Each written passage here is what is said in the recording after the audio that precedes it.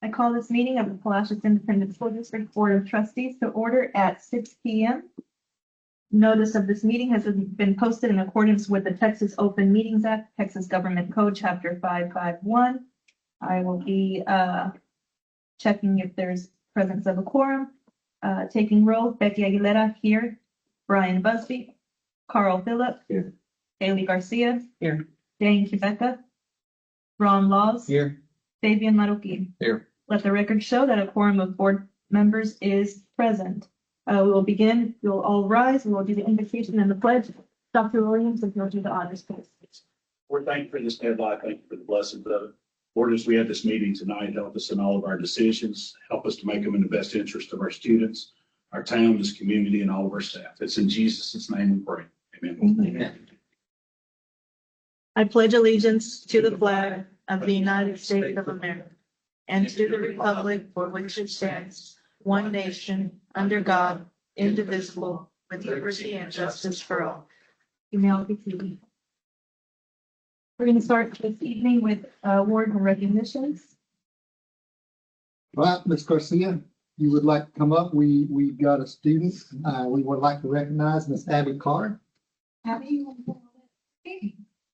All right, so we do not officially have a choir program, but we are lucky enough to have a student that continues to pursue her passion. And we have had a few staff members who have been, you've had a few along the way that have partnered with you to get you to these competitions. So she continues to compete. She competed this summer in solo and ensemble. Which is where you go and perform and you get rated.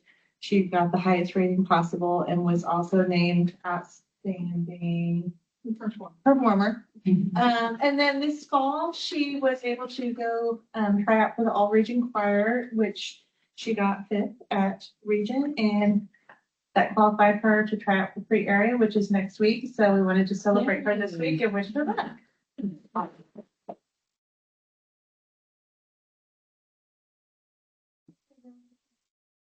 There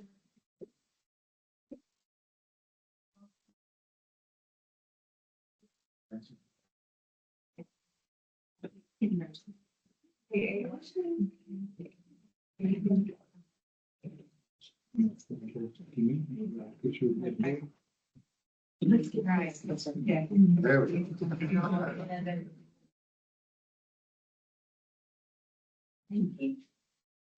We're done. We got a couple of kids from cross country. We'd like to recognize next, Ms. Coach Ford. If you would, please come do the honors, sir.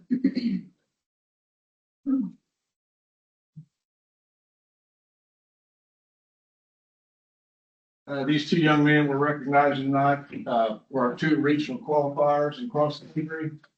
They have freshman Alonso Sanchez, just a freshman, which is unusual, great accomplishment, and junior Jazz Jimenez, a 3-year varsity letterman. They qualified at the district cross country meet. If you finish in the top 10 as an individual, you get to advance to Region 4. Or you qualify as a team, top 3 teams qualify. Our team finished 4th. We just missed out our whole team by just 4 points. And we get 5 out of those 7-man team coming back next year. Obviously, these two will return. Should have an outstanding group coming back and to compete in Region 4. Region 4 is the toughest region in the state. In Corpus Christi, the top 2 teams that came out of that region ended up being first and second at the state cross country. So out of 180 runners they had to run against at region, they finished 72nd and 73rd. So they were in the upper half, which was quite an accomplishment, I think, considering it's their first time running on that course. But they had an outstanding year.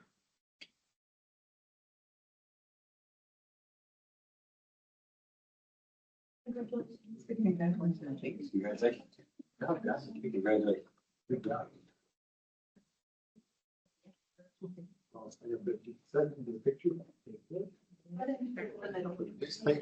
Mom, Dad.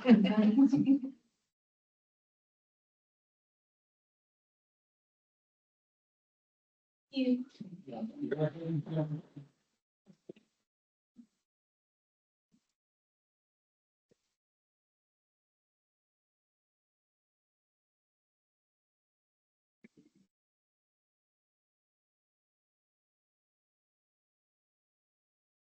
Next up is public forum. We do have a speaker.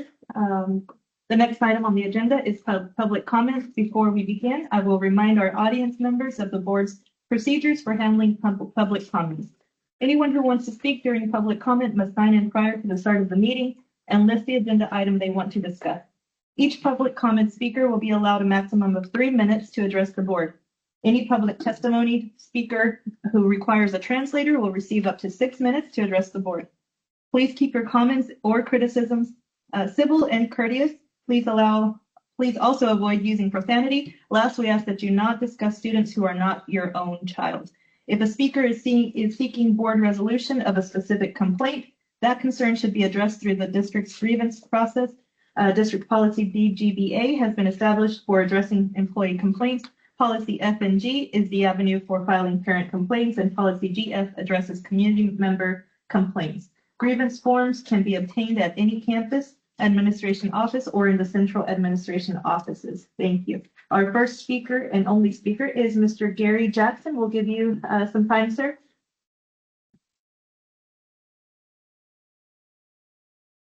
And your 3 minutes start now. Hello, my name's Gerhard John Jackson. Can I set this? This is the book that my subject is about. It's by Dr. Judy Wood, a PhD physicist, very respected, 60 peer-reviewed published papers. Since gone. She started to come forward about 911. Wikipedia, she ain't there. It's tough to find any of her published papers. So this is 24 years later, and the world is waking up. Which section will hit the ground first? You contemplate that. One of them, there's nothing there. It's straight down there. The other one, it's got 80 floors solid, maybe a little damage here, and then 20 more floors, over 100,000 tons. Which one's going to hit the ground first?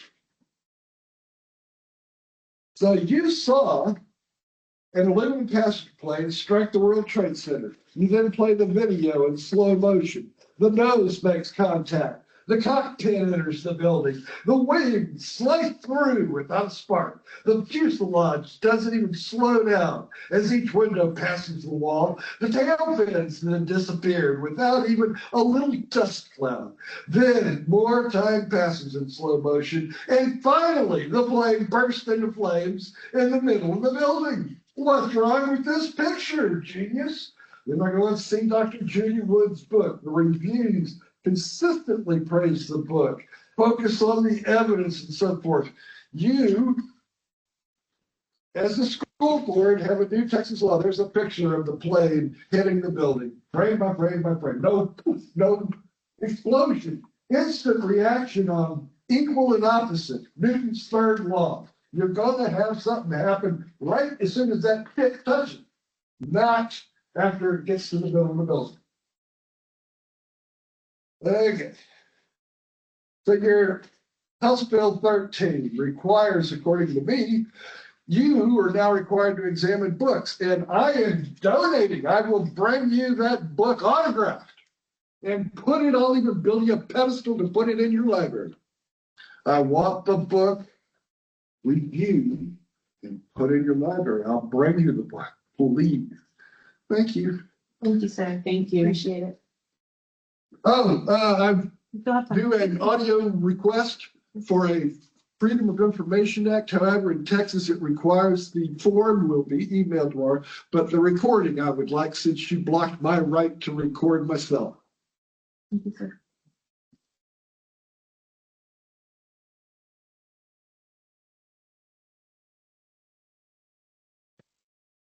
We will continue with presentations.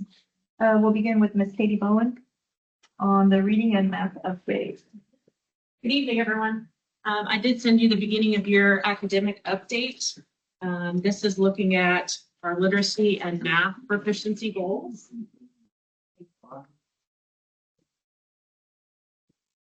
So by 2027, 74% of our students will show growth on the reading language art assessment. This is the closing the gaps academic achievement measure. So this is a measure of all reading growth. So we're talking third through high school within the district.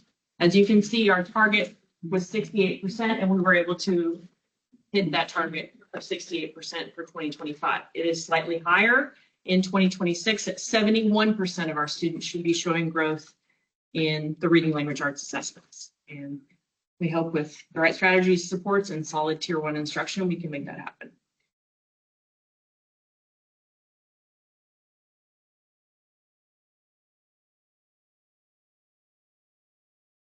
The next we're going to look at is our math. By 2027, 72% of our students will show growth on the math assessments as measured by STAR growth, the closing the gaps measure. So in 2025, the measure we hope to achieve was 66% of our students showing growth. We did not meet that. We made 54% of our students showing growth in math. That's obviously concerning to us that we did not have more students making progress or growth throughout the year. We think there's probably several things we could attribute to that. The biggest being we don't have a coherent, consistent math curriculum that flows up from elementary through to junior high into high school. We have different pieces of curriculum that's been adopted.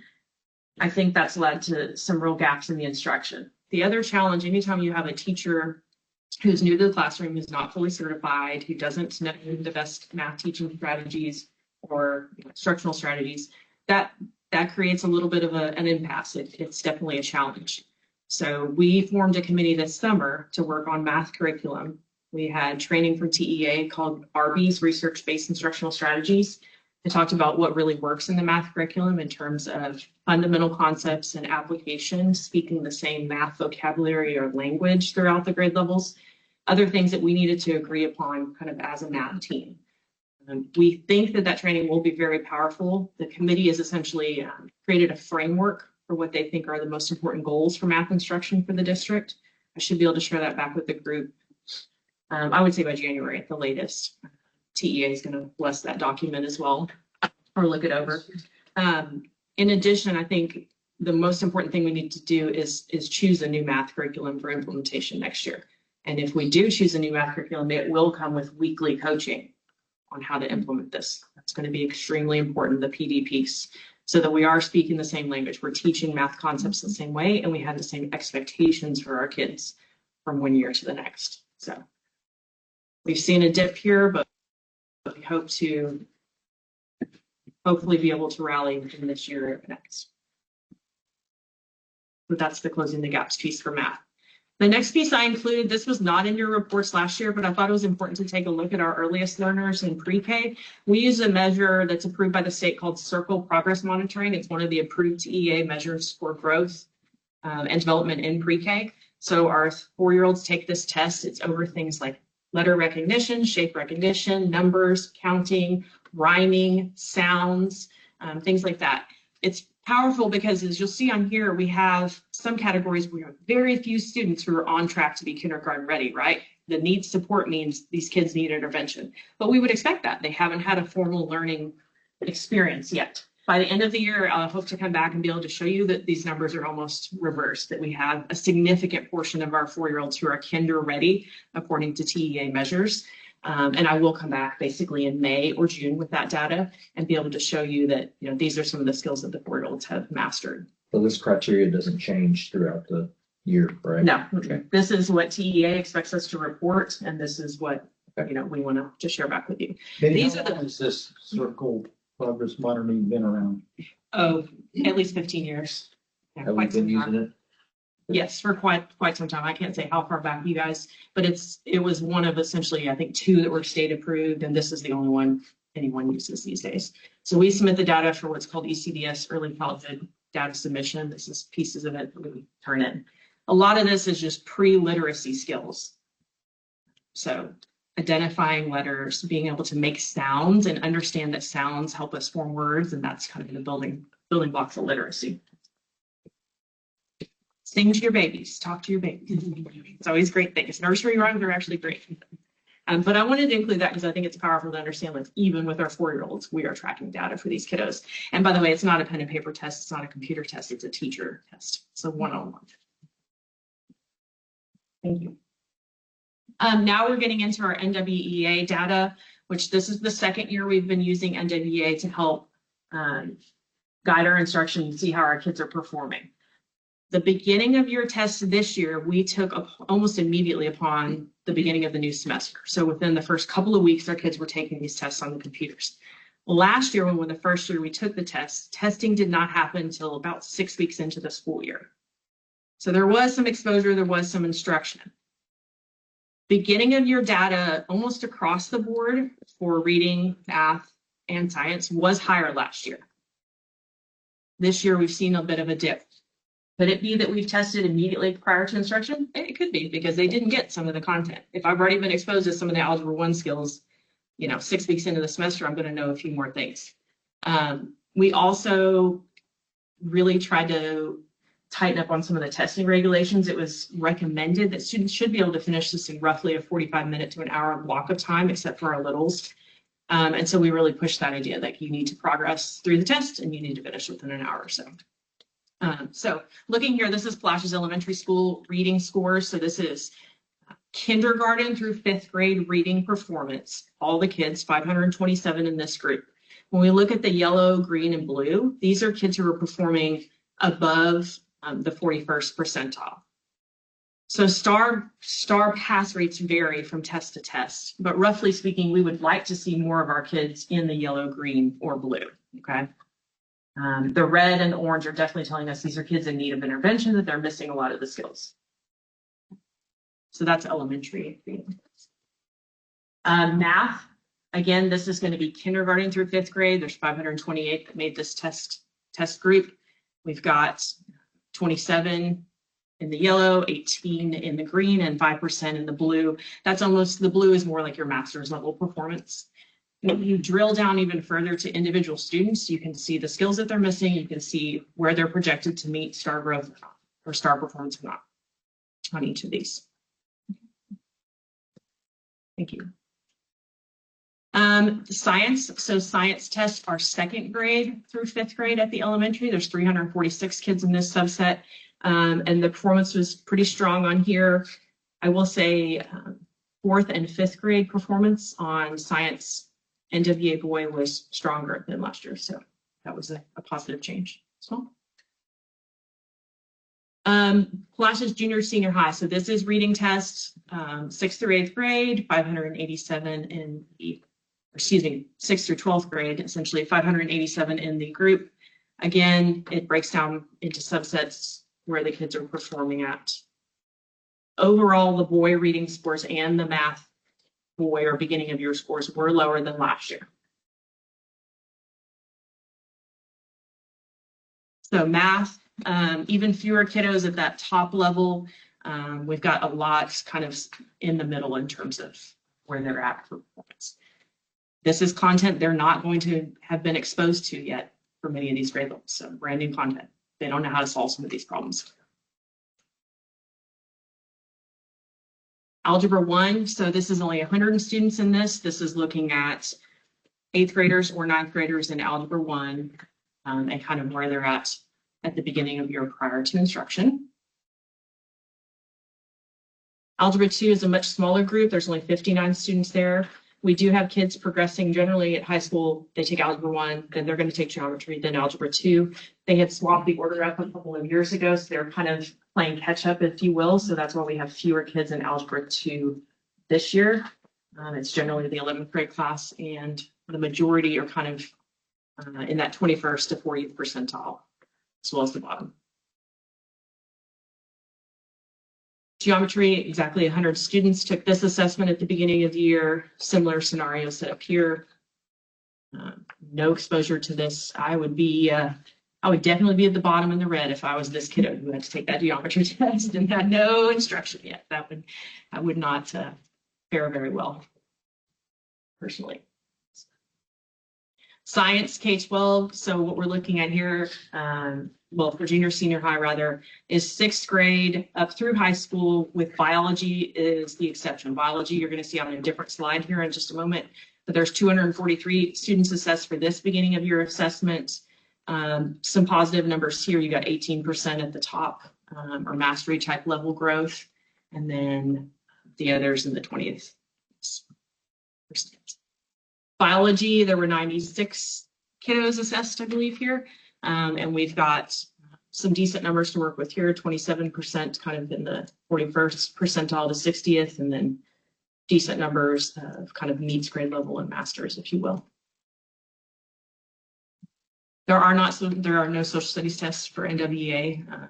The U.S. history test is the one that you see across the nation, but it's kind of a hard one to gauge, and that they haven't rolled out testing for that one. So generally speaking, for U.S. history, they use benchmarking type tests to see where the kids are performing, or release star tests.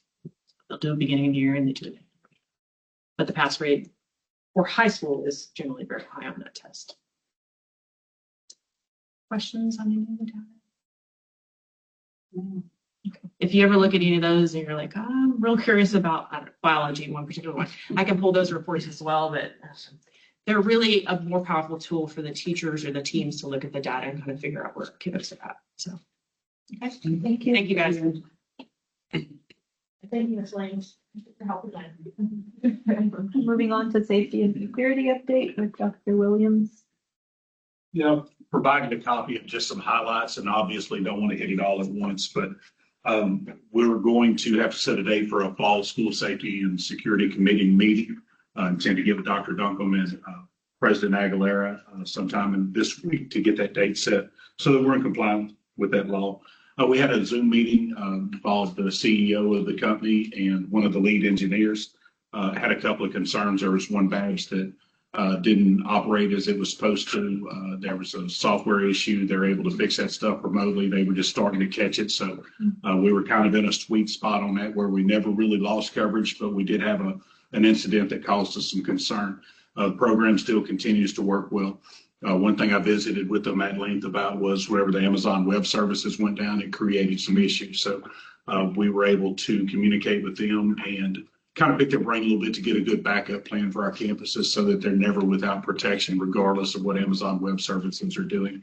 And we feel very good about those conversations and steps we'll take from that. A couple of different fire drills and some different things like that.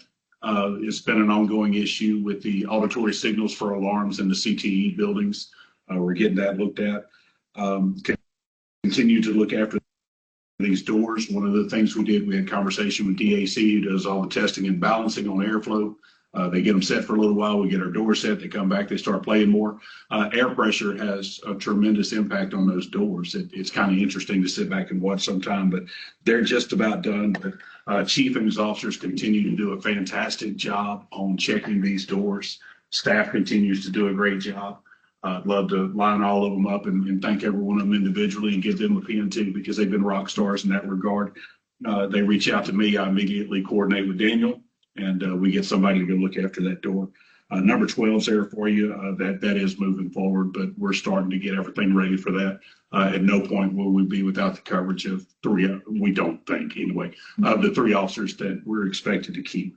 And continue to look after the behavioral threat analysis, checks and verifications as well. So more than that, but that's kind of a little report for you, just to give you an idea of some of the things going on. Do you have any questions, anything I can answer? Any concerns? Thank you all so much. Thank you. Now we have communities and schools, what we've all been waiting for. Ms. Dara and Mr. Earl, please. Right, just so y'all know, I did make you some handouts there in your deck. I do have secondary first, and then the elementary ones begin with this black and white gray table, just so you can reference them. These ladies are going to hit the high points, but I wanted you to have some of the metrics that they're tracking with our students as well, just for your reference.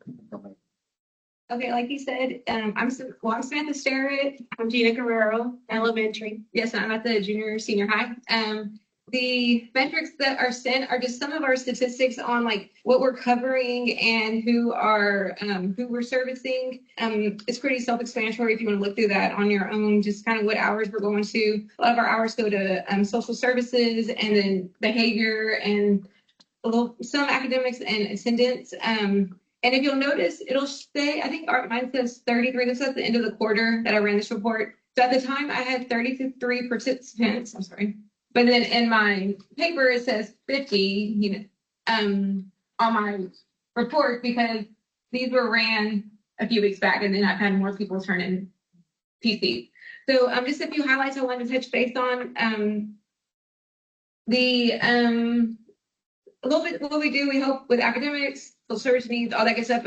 A few of my main social service needs, I had a parent who came into some medical, had a medical emergency issue, and she had some bills that she wasn't able to pay, and I got with Palacios Area Fund, and they were able to pay $6,812.69 for her. Wow. So that was really exciting. And right now, me and Gina are working. Ms. Potts just emailed us, and for example, we have 2 students that need their parents need help getting guardianship over them because they turned 18, and so we're going to help them do the paperwork and things like that.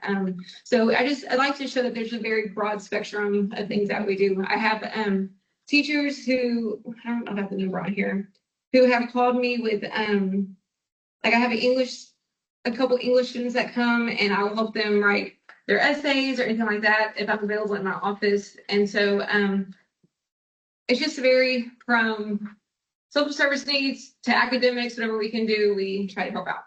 Yeah. And mine's a little bit different. We do at my school, well, for the caring closet, which is we have clothes, shoes, things like that, that we offer to any student on campus, not just those that are in the program, but we offer them to anybody on campus. And those for basic needs, right now, the Victoria Food Bank is in collaboration with Palacios Elementary, and we serve 20 students weekly with that, in collaboration with PISD and the cafeteria staff who prepare lunches. We're serving 19 students for those Fridays that they don't have school at this moment. The caring closet, we have served 32 students so far, and the numbers may be off a little bit too because we do a quarterly report, which is what I emailed Dr. Duncombe with the services report and the ones that they were showing. Also, we were able to provide school supplies, backpacks. Those are ongoing. At this time, I think I have served about 20 students at Palacios Elementary. The hub has collaborated as well to provide some food for families. The First Baptist Ladies Group has been a wonderful support for us, and they collect snacks and foods that we can distribute to the students who may be in need of a snack at school. And those have been served, 40 students have been served, or over 40 students. We also are very grateful to the staff at our campuses. They've donated bikes, clothes, backpacks, deodorant, you name it, all kinds of stuff, blankets. And those have gone to about 15 students. In academics, I have been working with 2 students, but right now I have about 5 students that are needing some academic support. And I've asked the principal and the teachers, and I'm trying to give them if they need more one-on-one, or maybe in a group or inside their classroom to come and assist them to help them improve their grades. We have done with attendance, we have a lot going on. We do little attendance pals where we reward the classes that have the best attendance on the Monday after their week. On that Monday, we do a little sea animals that represent each one of the grade pods, and they get to keep that animal for the whole week. So every week there's a different, it's a winner from each grade. So, and also students that are struggling with attendance or tardies or things like that, I do a little incentive for them with the punch card. They get to punch it every day that they come to school or every day that they're on time, and there is a reward for them when they've accomplished that. Let's see. Gina, do you ever have to help with like transportation for the kids or anything? Do what? Do you ever have to help with transportation, like getting them to school or? Well, the only thing with that is communities in school, they can't transport any students. But like setting up transportation or? Yes, and that also like, you know, if it's somebody that is a car rider or something, then we try to get them on the bus if we can, or find a way, yes, but we do help with that if that's a need. I do lunch group activities and I've been just taking all the kids because the kids all want to go have lunch upstairs. And so they all participate in the social skills or we do activities on empathy, you know, being a good friend, being respectful. We try to get them to follow the shark way. So I try to implement those things whenever I take them in at lunch and do activities with them. So, everybody wants to go. So, and then also some of the upcoming things that student council came up with, they are doing something called donated Thanksgiving dinner. So they've come up with that idea and they wanted to, and in collaboration with them, they are raising or getting people to donate items that they've made a list of to do a Thanksgiving dinner bag. And they are going to distribute those to CIS students that are, you know, on the food program list, as well as any others that, you know, we think might need that as well. So that's something exciting coming up that we're doing for the students on campus. So if anybody would like to donate, you can drop it off at Palacios Elementary. So one other thing, I don't know if I can bring it up here. It's our fundraiser. You talk about it. Can I? Okay. So Communities in Schools is also having a fundraiser and there's a lot of great prizes. The grand prize is a truck. And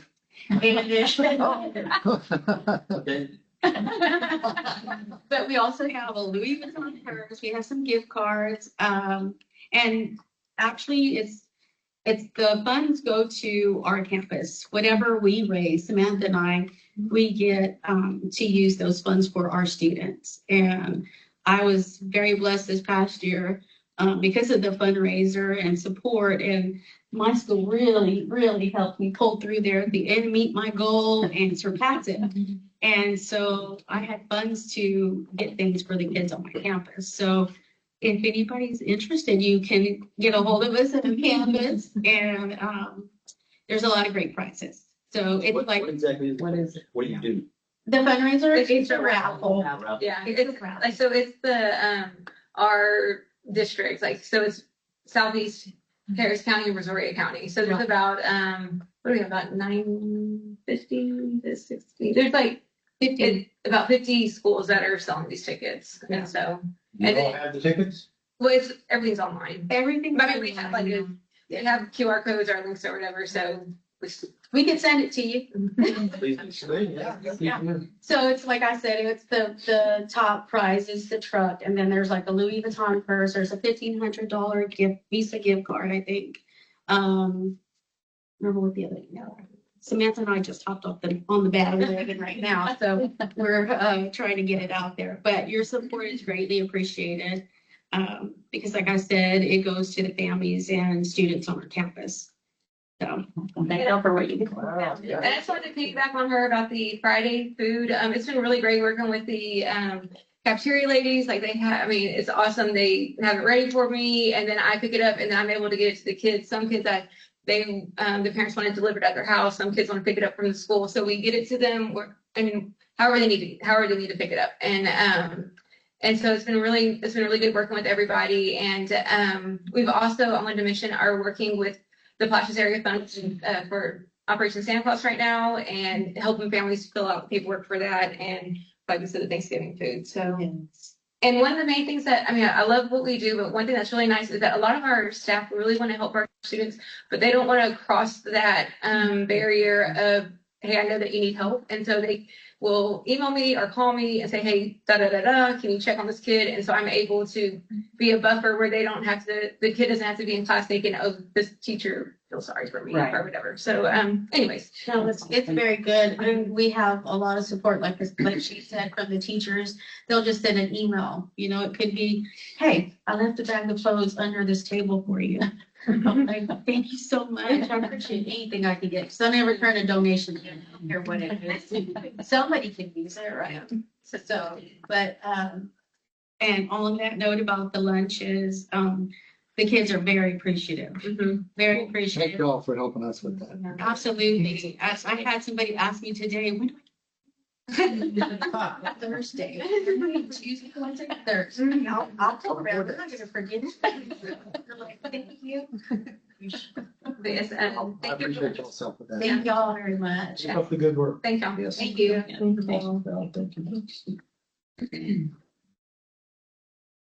Yeah, I told y'all, it makes my heart happy. It's cold, but it warms us up, I think. Next up is Rosanna Jedrick.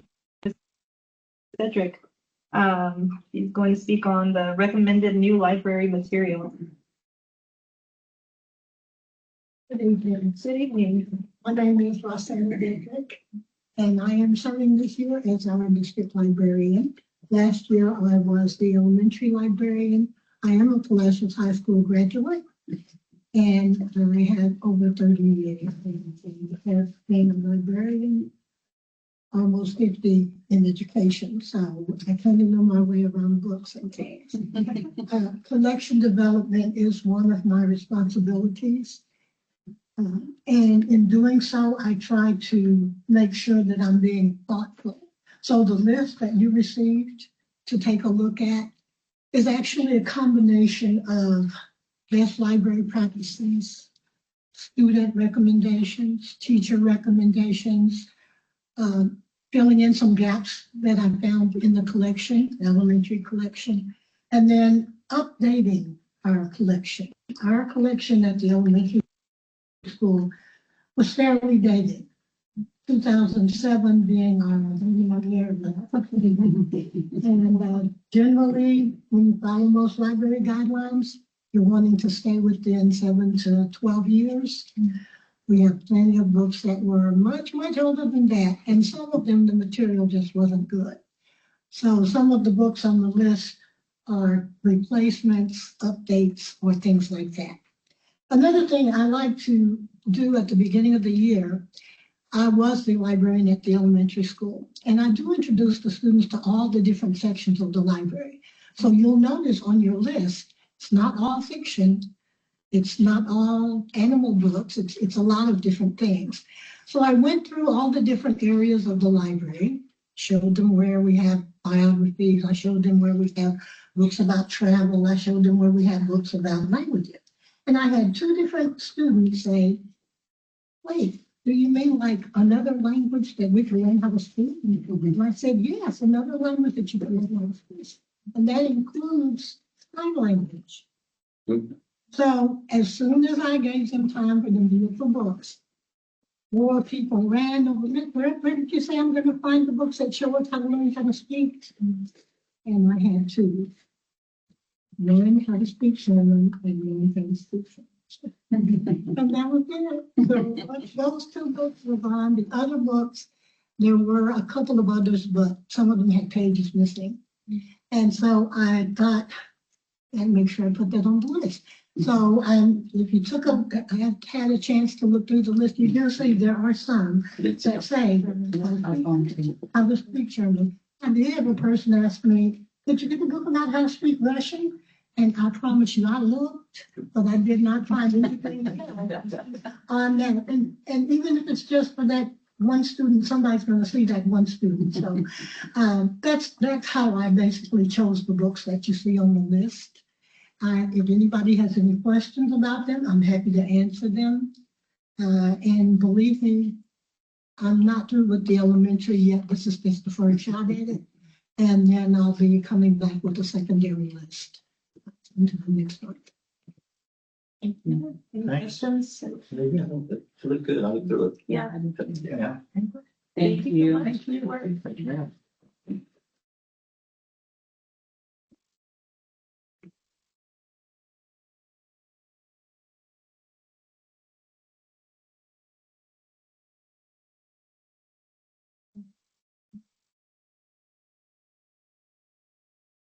Okay, the board will now recess this open session and convene in a closed meeting to discuss the following items listed on our agenda this evening as allowed by the Texas Education Code. No voting will take place in the closed meeting. All final votes, actions, or decisions the board wishes to take as a result of discussions in closed session will take place after the board reconvenes in the open meeting. It is now 6:40 p.m.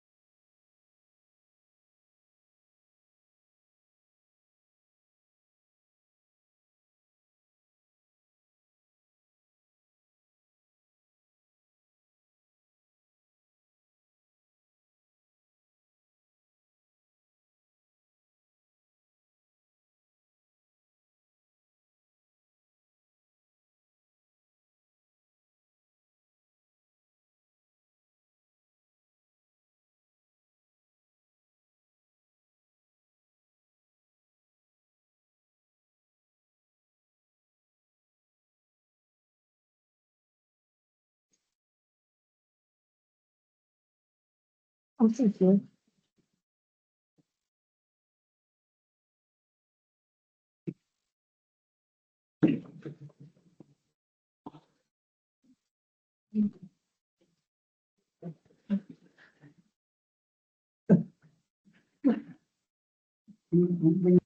Like a snow jacket next to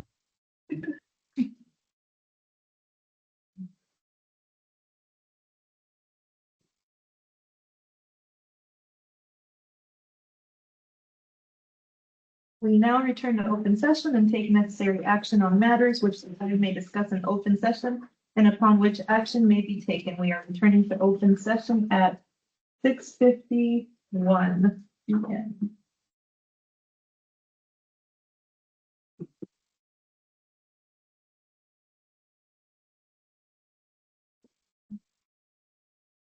Okay, we are moving on to items requiring board action. We have the consent agenda, item 7A, with A1 approved meeting minutes from 10:13 and A2 approved resignations.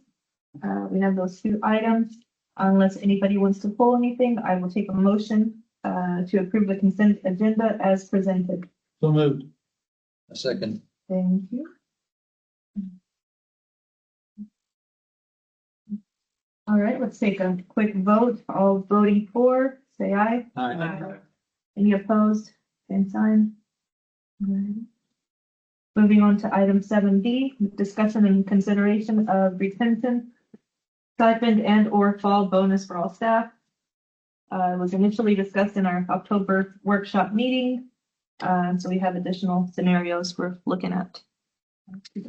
In that October workshop meeting, the request was to add a scenario for a $650 amount. So you can see in the table that was provided to you that we have done that. So there are 5 different scenarios.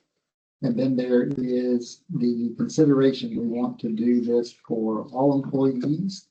Or do we want to do this as a retention type stipend? We've done both before. I did give you in the notes a resolution for both. Just keep in mind, whichever direction you go tonight, we will have to amend the dollar amount in that resolution.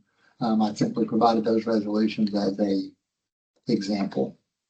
One board member is not here tonight. One thing that he asked that I bring this up. So if you recall at the conversation from October's workshop, that we received a refund of our recapture in the amount of $367,895. And that's potentially where these funds will be coming from. One of the board members did request to consider, taking that amount and basically balancing our budget because we have an approved budget with a deficit of $212,089, and then using the difference for said raise scenario or said bonus scenario. That's all I've got. I'll open it up to you guys. What's the difference? What's the difference? What's the difference is $155,806. Peggy, if I got that wrong, you can jump in at any time. That's why it's $650. Basically, that would be the difference of, bringing us to a balanced budget. Yep. And then, I could do that or $750. Yeah. I could do either one of those. Same, and I say for all employees, I don't agree. I agree. So looking at all employees. Absolutely. Absolutely.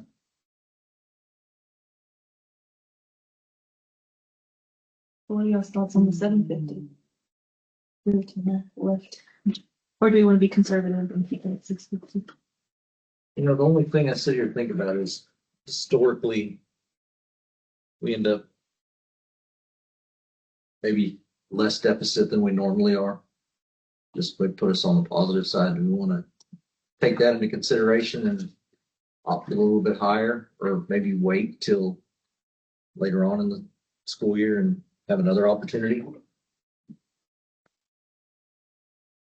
I like the balanced budget scenario. No. It's better overall, and it's still good bonus. And if we had something later, we could still consider that, Right. Yeah, I don't really want just something to bring up. And I think the last time Well, obviously last year we weren't able to do anything. What we do the airport? 500. Yeah. Well, but we did the incentive and then we did the 500. Sounds right. Yeah. Yeah, so I think that means it's a few of you and more than that, and everybody would be blessed with that. Yeah, that's right.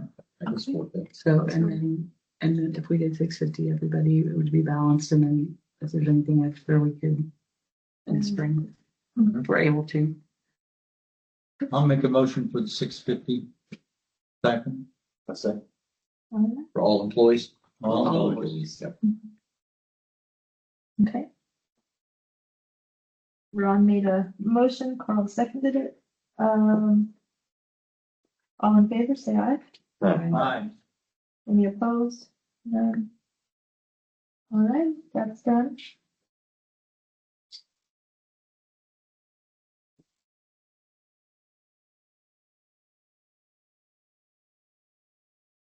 Okay, moving on to item 7C, discussion and consideration of recommendations for new library materials for the 25-26 school year. The recommended library materials list was made available to the public via the ISD website in accordance with policy EFB local. The recommendations were presented by the district librarian early in this meeting. So I will take a motion unless anybody wants to discuss. Now, I'd say one thing. I really like the way this was approached with the new books versus how it was done last time. Last time was, Cluster. yes, it was not good. This was done a lot better. I really like this. Me too. So. She's worked really hard on that, and she's already working on the secondary list. It'll be the same approach again. We'll have the whole list posted for viewing for 30 days, more than 30 days. Very easy to public. follow. And we'll send out a parent square, letting families know they can look at the list. Again, we're really trying to not add anything to the collection that anyone would find offensive or sexual or whatnot. So it was a good approach. She did a good job for sure. And read the motion. Nobody else has any questions? No other questions? I'll second the motion. Bailey made the motion, Fabian's going to second it. The motion to approve the recommended library materials as presented. We'll take a vote. All voting in favor, say aye. Aye.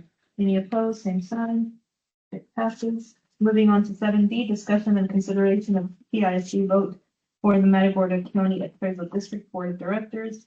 Last month, we nominated Mr. Peter Zamarripa as our representative to the Matagorda CAD Board of Directors. This month, the board must cast their 915 votes to the list of candidates provided. So we're gonna talk a little bit more about that. Any other information on that? So, Certainly. So as a board, you collectively have 915 votes. Took me a while to wrap my head around this one. I'm like, we have a candidate, so that shouldn't be difficult.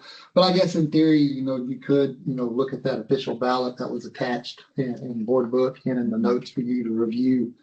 I did have a curious thought, and I reached out and haven't received a response yet. But my question to Matagorda County was, what's the minimum number of votes it takes to get elected? Thinking maybe you get our candidate in and you spread the other votes however you wanted to as a board. But I did not get a concrete answer on that, so I can't definitively say, this is what it takes. Do we know how many positions are up? I mean, Yeah, that's what I was wondering. Yeah, there's 1, 2, 3, 4. There's 6 of them that are up. Listen, every 2 years you vote for who your representative on the CAD board is. so we're voting for all 6? You can. You have There's 6. basically, as a board, you have to agree where these votes are going to be split up. My recommendation, if you want a formal recommendation from me, would be to go ahead and stack your votes on our representative, which is Peter Zamarripa. It's a very odd thing. It took me, I had to really think about this. I'll make a motion we cast 915 votes for Peter. all right. Anyone second that motion? I'll say that. Okay, and Carl for 915 votes for Peter Zamarripa. We'll take a vote. All in favor of this, say aye. Any opposed? None. And it passes. Now we are moving on to the reports to the board. There will be a few business reports we'll leave for the workshop, but we will hear the check register and investment reports. I know y'all don't have a copy of this. Anybody have a question about check register? Look. And the investment register.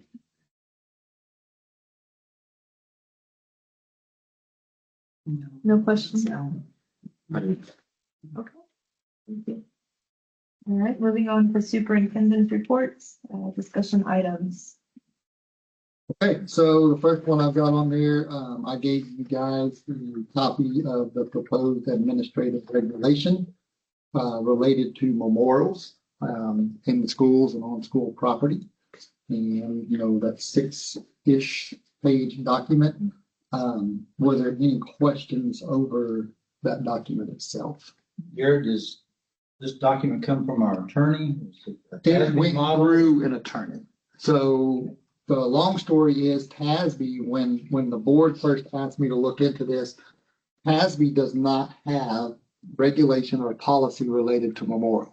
Nowhere in Texas does. So I went out searching and found about 3-4 different schools that had good policies. I thought I liked certain things from different schools, merged this down into a single document. The executive cabinet, my cabinet team members worked on that with me. You know, what do we like? What do we not like? We got that down to our final draft. Then we sent that to our legal counsel for review. And the draft that you have in front of you has been gone over by legal. So they had some wording they didn't like, some they suggested new. So long story short, we took their suggestions on the wording, and that's what you have in front of you. I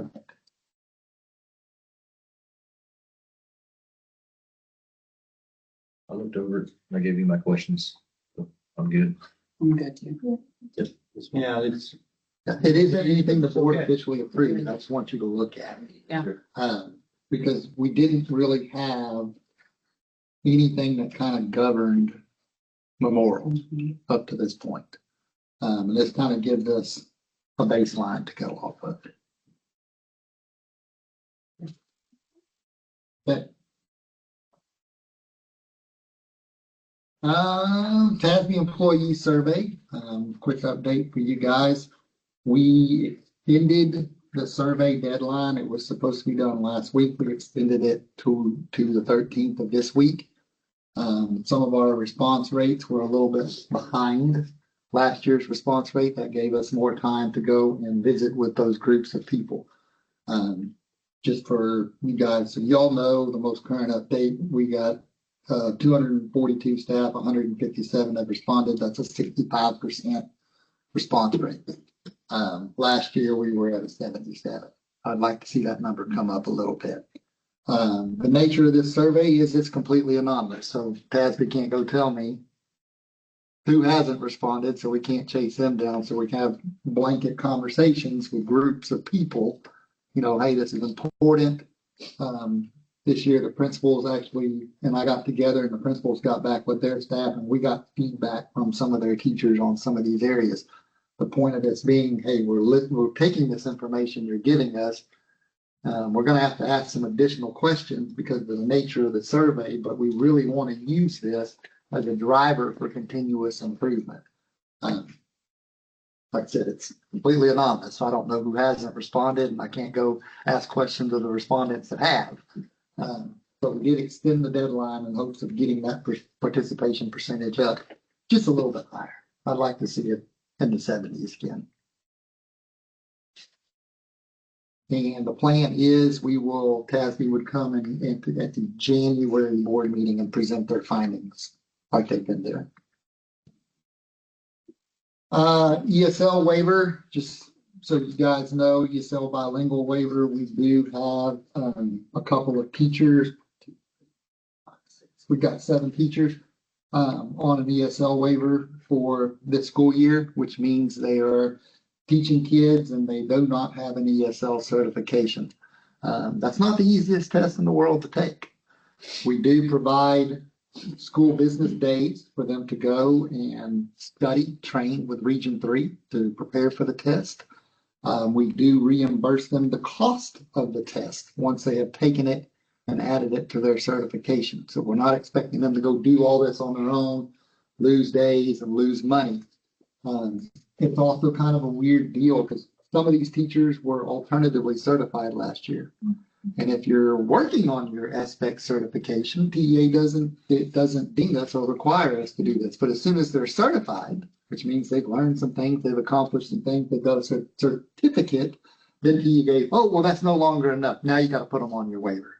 They don't have to be waived while they're alt cert. They got to be waived as a certified professional, which makes no sense. But that is the way it is. So anytime we have a big group of teachers that were alt certified, that have gotten certified, we're going to see an influx in numbers. The reality is we're probably never going to have a year we're not on a waiver. It's just one of those things. It takes people time to test. And some of these people can speak Spanish, but they're not ESL certified. So it's not a Spanish speaking test. Lastly, I sent you guys an email, Raise Your Hand Texas, about the Community Leaders Fellowship Grant. There are some deadlines on that. So if that is something we're interested in doing, I do need to hear back so I can reach out to Raise Your Hand Texas. Last year, this is not the same deal they had last year. Last year was about school board members working together to be legislative advocates. This one's the next step bigger. It's bigger. It's about school board members working with the superintendent to get other community leaders interested in advocacy and advocating on behalf of the school board of the district. So just check your email. There's, like I said, there is a level of commitment with this one. There's travel to Austin. I mean, that travel can be reimbursed. I mean, we don't have to come front the cost. You don't have to front the cost, but that's time. You know, that's time away from home, away from jobs. So please look over that. And if y'all are interested, it doesn't have to be the full board that's interested, but if you're interested as an individual, let me know, and then I can start some of the paperwork on that. I'm interested. You're interested? Yeah.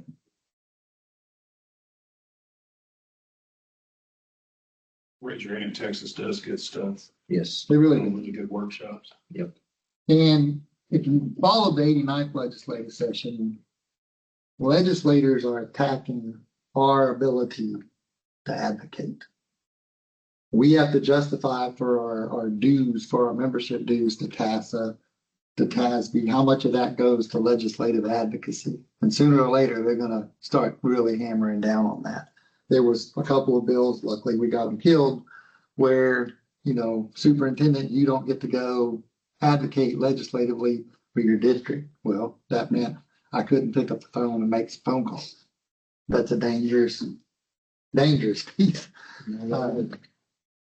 But there's some misconceptions out there that, and there probably are superintendents in other districts that solely focus on that, but definitely not the case in smaller rural districts like Palacios. But so it's important to get advocates where we can.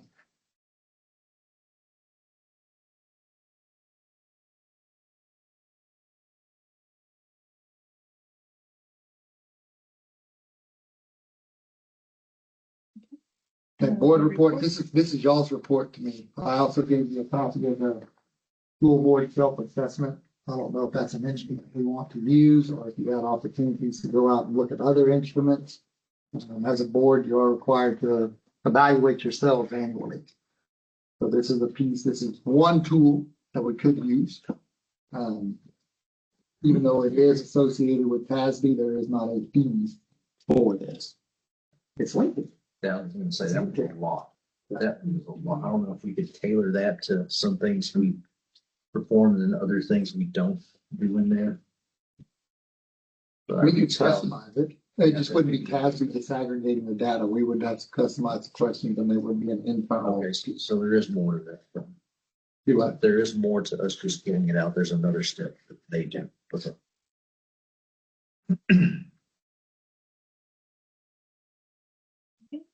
Other business, December board meeting. Okay, this is interesting. Our regular date is December the eighth. That has to be a public hearing because we are going to share the first report. So with the new posting laws, we can't count Fridays, can't count Thanksgiving break. We've already had to put the notice for public hearing in the newspaper. Okay, now there's a window here with the public hearing notice. Not more than 10, not more than 30 days, not less than 10. We got a little bit of wiggle room there. But if we can make the December 8th date work, that would probably be best for all the peoples involved. It's kind of a tight timeline, the way we had to do this because of the new reporting requirements, but Everyone here good with December 8th? I'm good. Fine. At least we have four. and it'll be 6 p.m. I know I didn't put the time in there, but Well, maybe you can go to finals in Vegas. I knew it. I said, what trip are you gonna be on? I knew he was gonna be somewhere. I don't think it's. I can. No. So December 8th, 6 p.m. And now we move on to the November budget workshop. okay, before we jump into this, y'all want to grab a plate? We've got it set up right out your door. Then we can take a short bathroom break and then we'll grab a plate, come back and we can jump into the budget. Yes.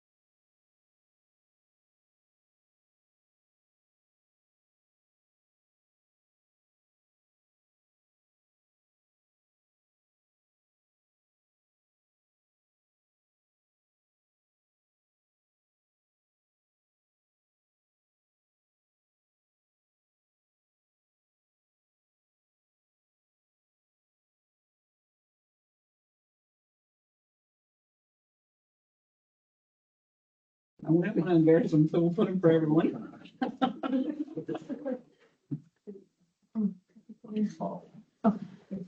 This one wasn't in the stack. I call on the charter before signature. This was the updated, you know, where before it had a different dollar amount. So that's this one. We did December, right? Yes, he's gonna check with Abby if it can be distributed, if they can make it work for like November break, but he doesn't think it's gonna be. Back in again, just tell her it's what we're gonna do. He had already, but she She's said got there's no this way. payroll this thing. Yeah, he said there's, but he's gonna check again. Fabian says. You tell her there's money in it for her. She might work quick. Well, I mean, you know, yeah. Yeah,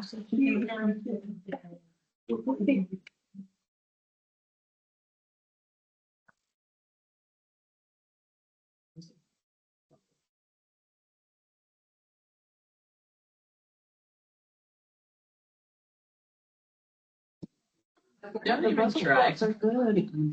The Brussels sprouts are so good. I wish I would have tried Brussels sprouts when I was. I barely tried Brussels sprouts for the first time like a couple of years ago. I love them. Actually, this is my first time trying them, but I have been wanting to try them, but not just like They're so good. I haven't had the opportunity. Ooh, that is so good. My parents did it, and I was like, oh no. They sweet when you're Christmas, but they're so good. Or when you're warming up. Delicious. I had to try them another one. My favorite is probably or roasted.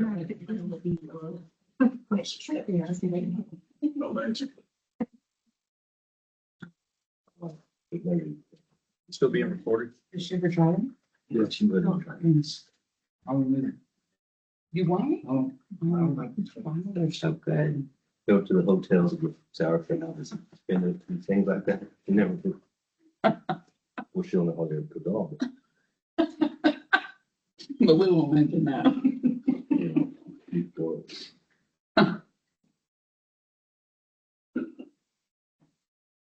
If I didn't cook, nobody in my family would eat. Would they always eat?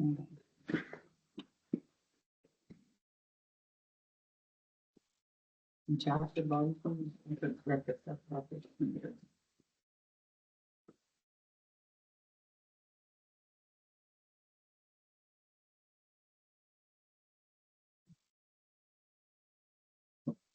Oh, you already got it up there. Thank you. Ready to go. But while y'all are eating, please don't rush, either anybody, but I will go ahead and start going through some of the information for the November budget workshop. This is a report that I feel like it's important. We monitor it, and I wanted to share those numbers with you guys. So a couple of things, reason why this is important.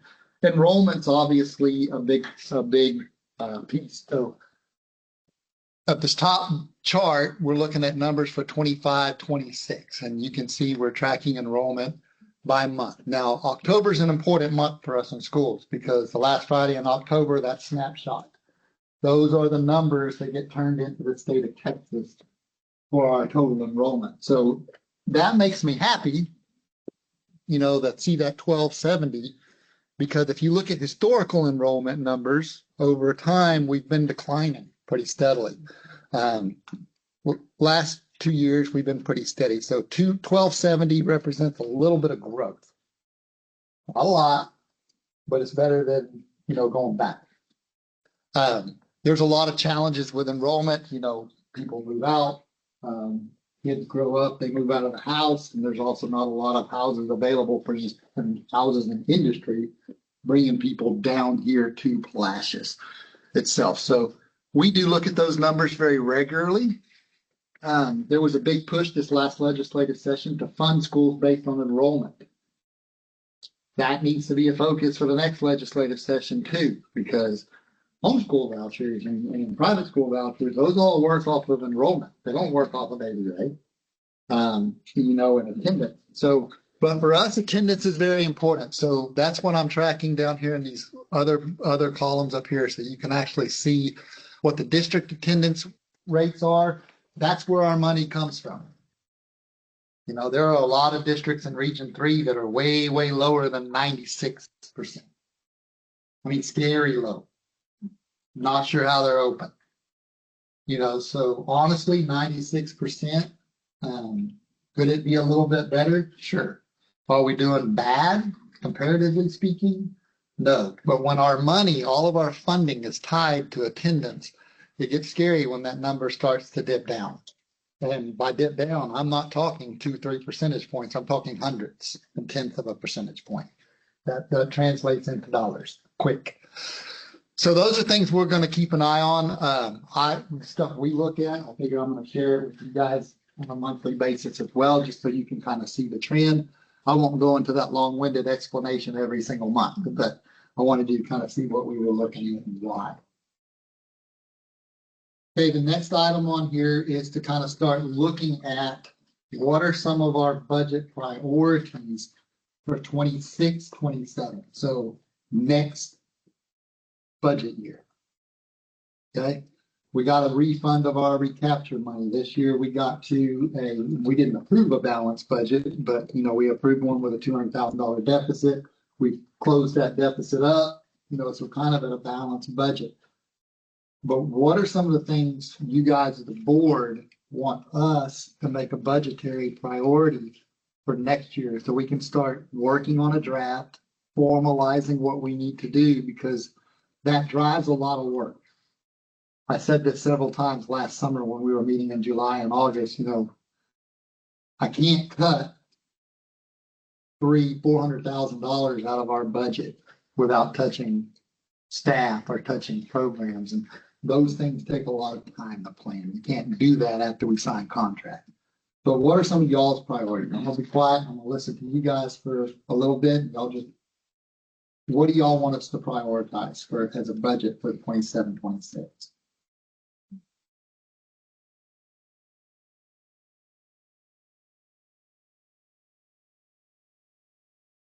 Well, is there any way, without saying, I don't really want to cut staff, right? Something to look at to get closer to the balanced budget.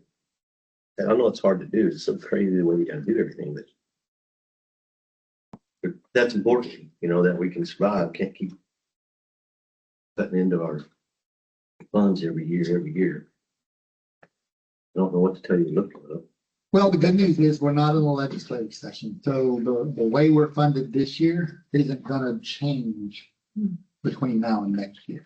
Now, that was a challenge this last budget cycle, because House Bill 2 changed up a lot of funding things for public schools, and there was a lot of uncertainty with some of those bills. What would it really translate out to and play out as? So being close to, or being at a balanced budget, or as close to it as possible. Yeah. Insurance. Like we ought to do really good insurance review. That's a good point. Take a look at deductibles. Right? We're talking about Property wins from. We did get it was 32% reduction compared to the prior year this year, which was I still think there's room. Huh? I still think there's room.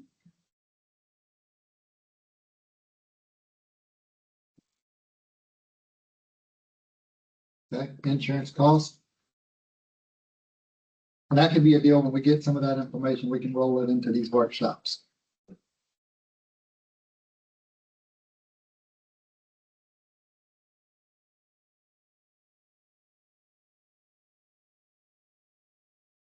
So we've added some programs in the last 5 years or so, maybe even 3 years. We go back and revisit those, see if they're really getting a bang for our buck and things like that. Some CTE things, we added something like that. They really bringing value, money-wise and things. Yeah, but I'm going to ask a question to that end. You can just say programs, the list is endless, and we would spin our wheels for months. So what program? Maybe the most recent added the last year or two or something like that, just looking to see if they're making a difference. And if we're spending more than we're getting out of it. Some of them are gonna have qualitative measures, others are gonna be, quantitative. It's gonna be easier to measure that on a quantitative piece because, unless we had baseline data before we brought in Avid or before we brought in CIS or before we brought in, a CTE program, there's not gonna be much to compare to. I'm just trying to get a grasp of where to go with it. And we have cut the choir. As y'all saw, we had the one girl. I heard was very large and apt. Hate this thing. We have that one.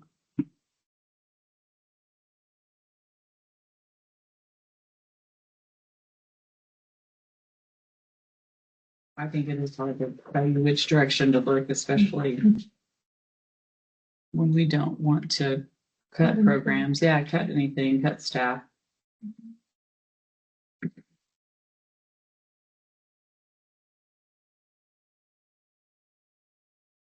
Okay, let me do this. I'm gonna put evaluate program effectiveness, and then what we'll do in our cabinet group, we may kick some ideas and discussions around and then bring you guys back something a little more formal.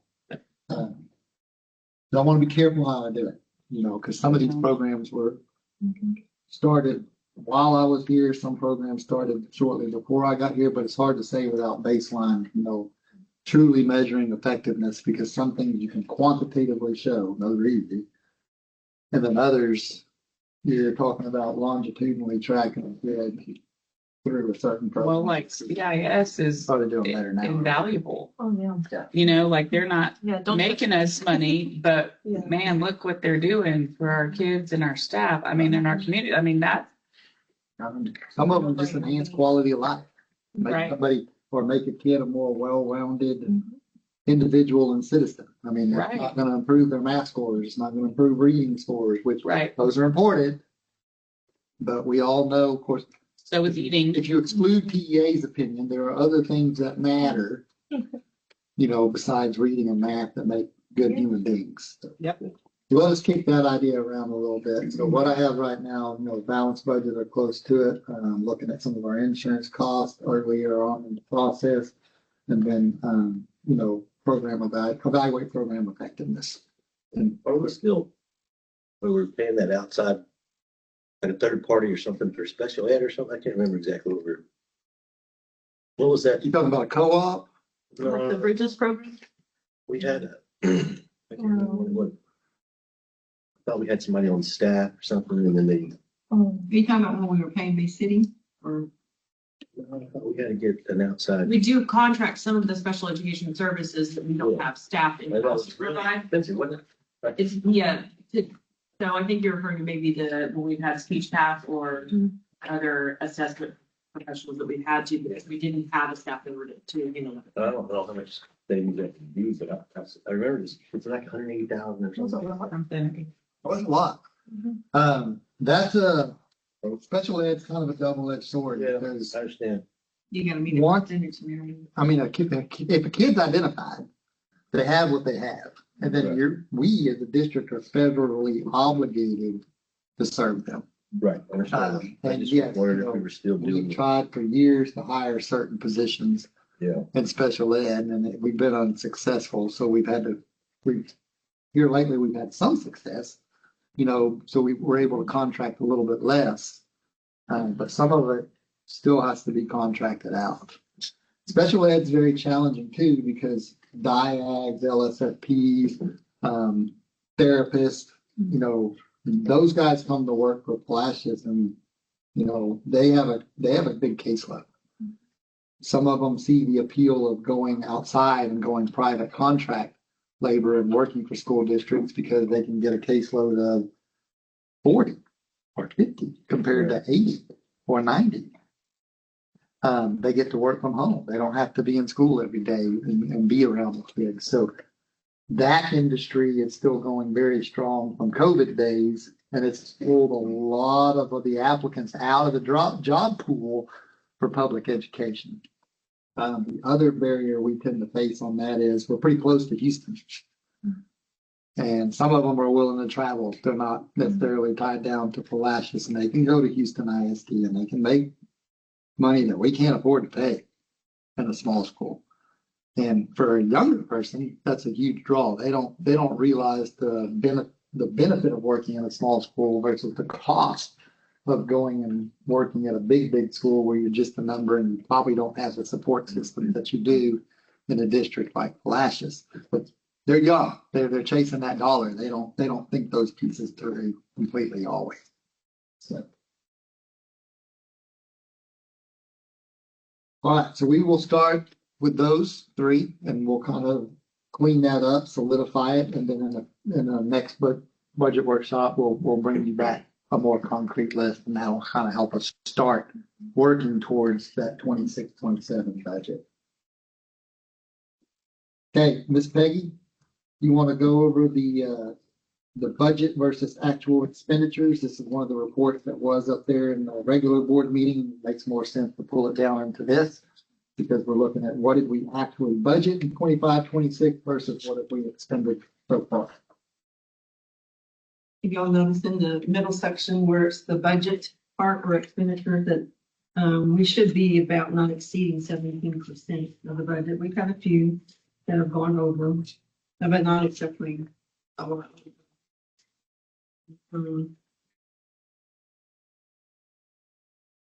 Any questions about that?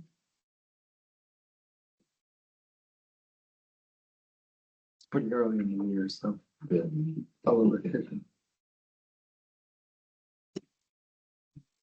Okay, one thing that will throw a wrench in this. If you've been following the paper, the city is raising the cost of water, the 19% hike. So I went and scheduled myself a meeting with the city, with our new interim city manager, the mayor and the mayor pro tem and a couple other people. I had a lot of questions. Basically, as a homeowner with about $120 a month water bill, a 19% increase, I can eat that. But when I met with them, I just pretty much laid it out. I may not be the biggest water customer they have, but I am certain as a district, we are one of the biggest.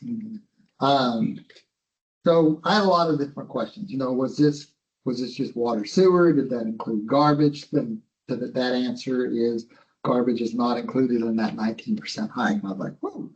So when I look at our average water and sewer bill, that's a little over $5,000 a month, and that's averaging the past 6 months together. I needed a starting point for my conversation. So if I do a 19% increase on that amount, a little over $5,200, it's right at $998.80 a month. So just, if we want to round up to nice even numbers, $1,000 a month. Okay. This will start with December's water bill, which will be billed in January. That was my next question. When does it start? If it doesn't start till my next budget year, that's fine. I can plan for it. If it starts during this budget cycle, I can't plan for it. So the first bill will be in January.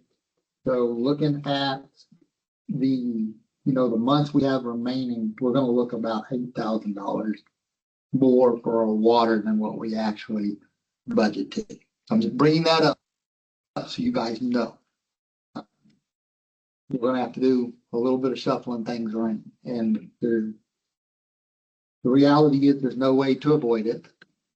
I mean, yes, I asked the city, I said, hey, is there any way you can defer this until my next budget cycle, knowing full well what they were going to tell me was, if we do it for you, we got to do it for all. I mean, still, I felt like I needed to ask. So for our next budget year for 26-27, we're going to have to add about $12,000 to our water bill recovery.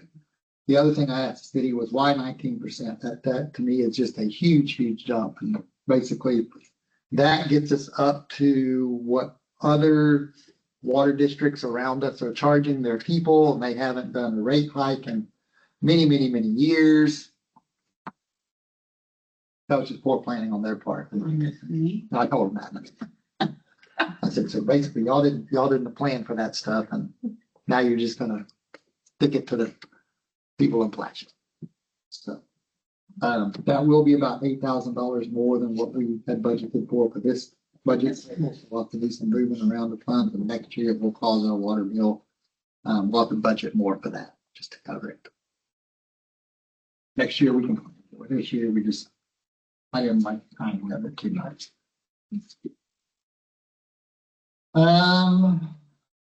22 bond interest projects update. So I gave you guys a handout on this one. And you've got a bunch of things paperclip behind it, but you can pull your ears apart so I can look over your shoulder. Of course. Okay. All right. So the first thing I want to talk to you about is this document. It says AIA document V701-2017. Everybody find that? So this document is a change order form. It was for a bunch of alternate projects. You can see them listed there, you know, pre-K 5, campus alternate 2, standby generator, there's a dollar amount. And it goes and lists all these alternates. So these were approved by the board, and don't ask me the date that they were approved. They were approved by the board, and then the construction company started working on them. All these things are done. They're either here, they're in place, they're done. Dr. Chapman and Ms. Jones had a plan. I believe they had a plan. I'm going to say that in good faith, but that plan was not communicated to others in this room. Myself, Aggie, Dr. Williams. Okay, so all's good and well until we get payout number 21, which that's on the, I think you have that one too. Okay, we got payout 21. And there was a line item on there that said $219,000 for alternate projects. And so Peggy and I started asking some questions. Well, because it noted out of bond. So what that means is out of the 22 bond. Where is that money coming from? We met with Rice and Gardner. We met with Israel, who presented to you guys several times during the construction process. We met with their finance lady. His name is Brooke. Don't ask me her last name. And because my questions were this, okay, so it's $219,000. Is there more that we got to pay for? What is out of bond? So we learned a lot in that call. First, out of bond, it looks like Debbie mentioned to Brooke and to Israel, she's planning to use the 2019 bond, which that's fine and dandy, but that 2019 bond she was pulling from, we used it all. You know, if you recall the last budget year, we actually took 274 something thousand, ballpark in it. And, you know, we took it had been paid for out of 199. We moved it out of the 2019 bond for some of these construction projects. That freed up some money in our general operating budget. But it was never communicated about this other stuff. So my next question was, well, $219,000 it? And then the answer was no, that's not it. So I asked Brooke for some information. I shared that with you up here. So if you look at the top box, it says alternate extra projects. Here's my parentheses on this one outside of 21 bond.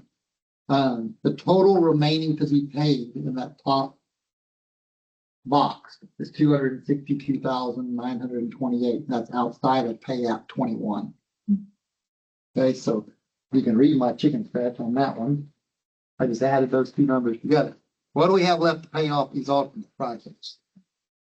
You know, so $482,353.25. Here's my recommendation. The work's been done. Not like we can say, don't do this or don't do that or don't do that. The work has literally been done. But you'll see an item, a line item on the interest. And I highlighted it in yellow on the second page. down there a little bit towards the bottom. And I rounded it up to 500,000 just to make sure we had it. I think that would be a good use of that interest money from the bond to finish off these projects. If it's not something that's planned for, I would not advise taking it out of general operating funds. Questions? Comments? So $500,000, we're pulling it out of the interest and moving it into because you said the work's done, the people have been paid, right? Well, the work's been done, so once we pay Dry Mala, then they will pay the other people. And that's one of the reasons why it took so long to get this bill. It's just, I'm gonna throw this out here, the company we use for the architect, I've not been impressed with on many levels and there's another holdup. Now, where the money was coming from to pay for this stuff is not on them. Don't get me wrong, that's not on them at all. But the delay in getting some of the pay apps or the bills from Dry Mala has been on them. We would directly take expenses out of the interest. Yes, we can pay it directly. Yes. Not a check. And then that leaves us this $1,800,000 remaining. Correct. And that's assuming, now that's also assuming, we do all the things down here in the future projects requested. All right. Lower part. Jared, I'd like to make a comment on the flag comment, the 6x10 flags. I have a gentleman who called me and he would like to donate money to pay for flags. To not just the school district, but other places here in town. So that cost will be covered. Okay. By donation. You put 6 by inside. Well, that's what it's 6x10, which We had the 6x10s for inside the gyms and the big common areas in there.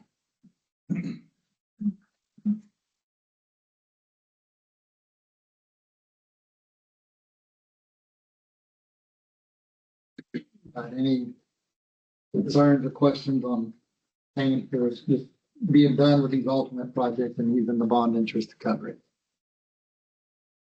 It's concerning, but we gotta do what we've gotta do, and pulling it out of the interest is far better than pulling it out of general funds.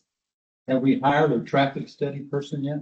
Company? Y'all want a second quote, and the guy is giving me the runaround to know, in fact, he asked us for pictures today, which Alon helped me with, and we have sent him pictures now too, so. Wow. This is the guy out of Victoria, so he's the local guy. The only quote I have so far is the one from San Antonio.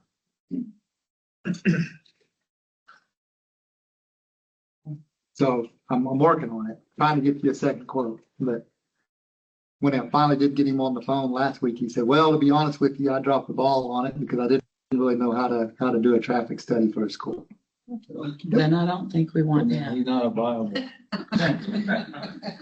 Do not think we want him. Yeah, but he's the only other one that's bothered to answer an email or anything. Okay. And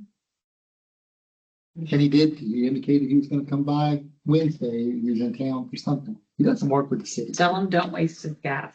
And You do that, but he's helping us make a decision. Yeah. Chief had to. No, I just don't have a second quote for you yet, sir. All through with the process, but he's helping us make a decision already. yeah, yes. Yeah, that definitely is very, very concerning to me that we had no clue about that. I mean, I know we have to do what we have to do, but that is extremely concerning. Well, and it's like I told Peggy, I'm sure she won't mind me telling this, I would have been a lot more stressed and ticked off if we didn't have that bond interest money. That would have put us in a bad spot. For sure, but I also think like here, we thought we had some cushion. And yes, it is great that we can cover that, but then that's gone. Yeah. Because we're having to do that. My thought is that maybe I misunderstood a couple of months ago. We talked about doing some things and then possibly paying down bond, right? Paying back some monies. And now we're in a worse position than we were 3 or 4 months ago. So at what point do we say we've got to be done with what we want to do and pay down the bond with the rest of the ones? We don't have a hard and fast date, but I've said it many, many times when the bond companies and the auditors look at this, we need to get there pretty quick. Is that time wise or dollar amount that we It's time. use, right? There's no set dollar amount one way or the other. Right. I'm asking the board, do we want to set a dollar amount or time wise, a hard stop saying we got to be done by this time, or this is the money we intend on giving back to the bond on paying it down? I definitely think that's probably something we need to talk about. Yeah. Okay, so let's go through the bottom part of this, additional future projects requested. I'm going to start at the top, that bottom section, and then just work my way down. So the traffic study, made a note on that one. I'm waiting on the additional. So the question there is, how long are we gonna wait for a second quote? I mean, if we're not going to do it, there's going to be very limited options that they can tell us what to do. I think one of them is going to be widening the shoulder on Business 35. That's something we give to TxDOT and we cross our fingers, hope, pray we can't make TxDOT spend $1 million on the shoulder. You know, most of these guys that I've the two that I've talked to, they'll tell you straight up. It's school traffic. You're always going to have a backlog, and you've got two schools super close together, and it doesn't matter. You're gonna have a backlog one way or the other. What I've framed this conversation with them as, I would like feedback on not just the roads, which are kind of outside of our control, but also our internal processes and how we're directing traffic. Is there something they see that we're missing? I've sent them maps. I've sent them aerial photos. I've sent them things with boxes and notations. And as of today, about 30 pictures of traffic. Right now I've got one quote. And how long Looks have like you the been other guy trying? just wants us to do it for him. I don't know. Yes. Sounds like it. Do we even do? Do we still Do we do even still do the this? study? Do we want to still do it? Well, I mean, If you're asking my personal opinion, I don't think we're gonna get Don't either. what that one quote is charging. I think Right. we're gonna get that much out of it. Right. You may say, well, you're good.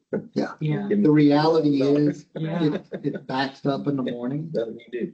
but like Mr. Kelly and his crew, they're getting them out of there as fast as they can. It hurts us when they start lining up super duper early, thinking, "Ooh, I'm gonna beat the line. Ooh, I'm gonna beat the line." No, you're not, yeah. because you're not gonna just kick your kid out and run when there's nobody outside at the elementary. It's not like at the secondary campus. And in the afternoons, they're getting the kids loaded in cars and cars out of there quicker than we were when we were at Central and the East Side locations. The difference then was the campuses were farther apart. They were, and the secondary and the elementaries were on opposite ends of town. Not that that's a huge distance in Palacios, but it's still, they're not within a couple hundred yards of each other. We really only have about a 10-minute window if the traffic extends beyond both entrances or exits. After about 10 minutes, by 7:25, everything's on one side or the other. So there's not that crossing back and forth. It's really a very short window of time, but it is crazy, but it's not a. But for 10 minutes? It's not that. No. It can only wait 10 minutes. I personally don't think we need to spend money on that. No, I agree with you. I mean, I mean, we tried. You've tried to get more quotes. I mean, we've gotten what we've gotten and.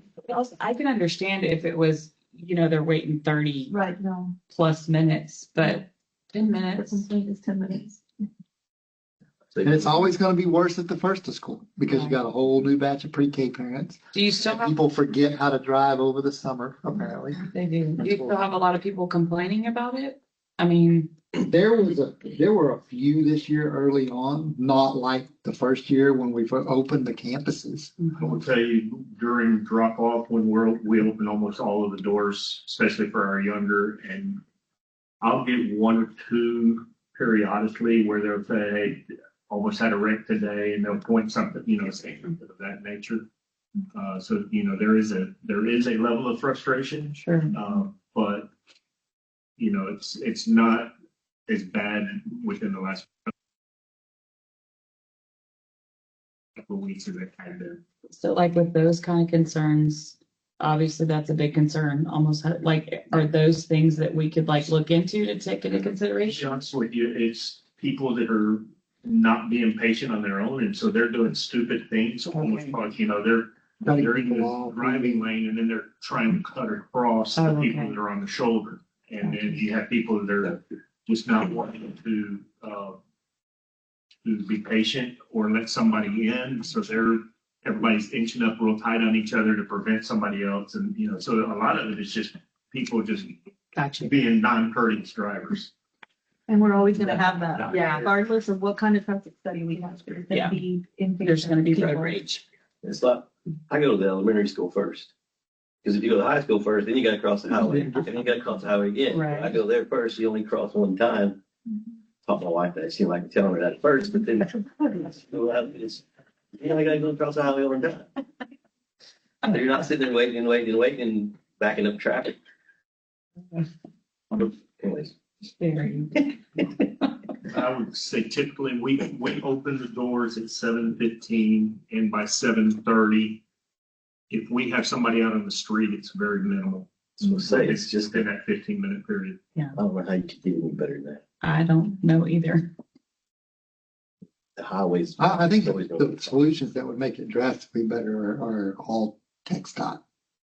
So are we Or able we have to our reach out to policemen them? directing traffic in the Well, yeah, highway. just a manpower, Right. just having somebody Yeah. extra, but I mean, we don't have very many people that can be out there every day. Without And I'll the, be honest, I mean, I want to be careful asking our police department to go out there and direct traffic because Right, can't do that. we are being blocked. If they could write a ticket out there for somebody doing something illegal that they shouldn't be doing, I would view that differently. I would say if they would be able to be issued a ticket book, I would be all for that. And it wouldn't have to be an everyday thing. It would have be several days or the first week or two of school, and then it would go away. But our guys don't have that level of authority. Why not? Why not? Mhm. Because that comes down to the city judge, and I've had conversations with them on that, and the answer's been no. Anyone else you can talk to? I mean, Can't really go around them, I don't think. around the city judge, but any JPs? I'll try, I don't I know. think we need to try JPs. We've had that power and authority in the past for as long as I was there. The only comment the only comment I want to say about police officers working traffic, we could, but to work traffic out there, you would need 2 officers. And it takes you away from your other duties. But not only that, after Robb Elementary, you don't see officers working the streets anymore. School officers, they're close to the building in case somebody comes in. Because we do have parents that walk in and then we have to divert them to the front office because the door is open at that time because the kids are coming through. So, and that's at the cafeteria and at the front. So that's why you'll see us at the front of the buildings on both sides because, But if you have It's just like- one officer, you have 2 officers, one in one entrance, one in another. It's only during that early morning before school period time. And then the afternoon, right, Yes. right after school, you have one officer going back and forth. They know you have a ticket book. That's gonna make a little bit of a difference. yeah. And But then most have of the the other violations, if you really think are occurring on private property. Because when they're leaving the private property, and Becky will tell you, we can't enforce that anyway. When they leave private property, they're cutting over to go, on the other lane to make entry or to exit. But the biggest issue we have right now are people not being patient. Not letting their school buses in, that's how impatient they are. So we'll go out there sometimes and you'll see me, especially in the afternoon, getting the buses out. You'll see me in my patrol car, just stopping traffic, let them out.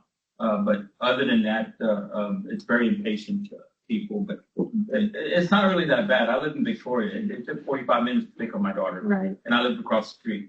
So 15 minutes is not, it's not Yeah, I bad. don't think so. We're just catering to Can we still ask text dot about certain things without having this traffic study or no?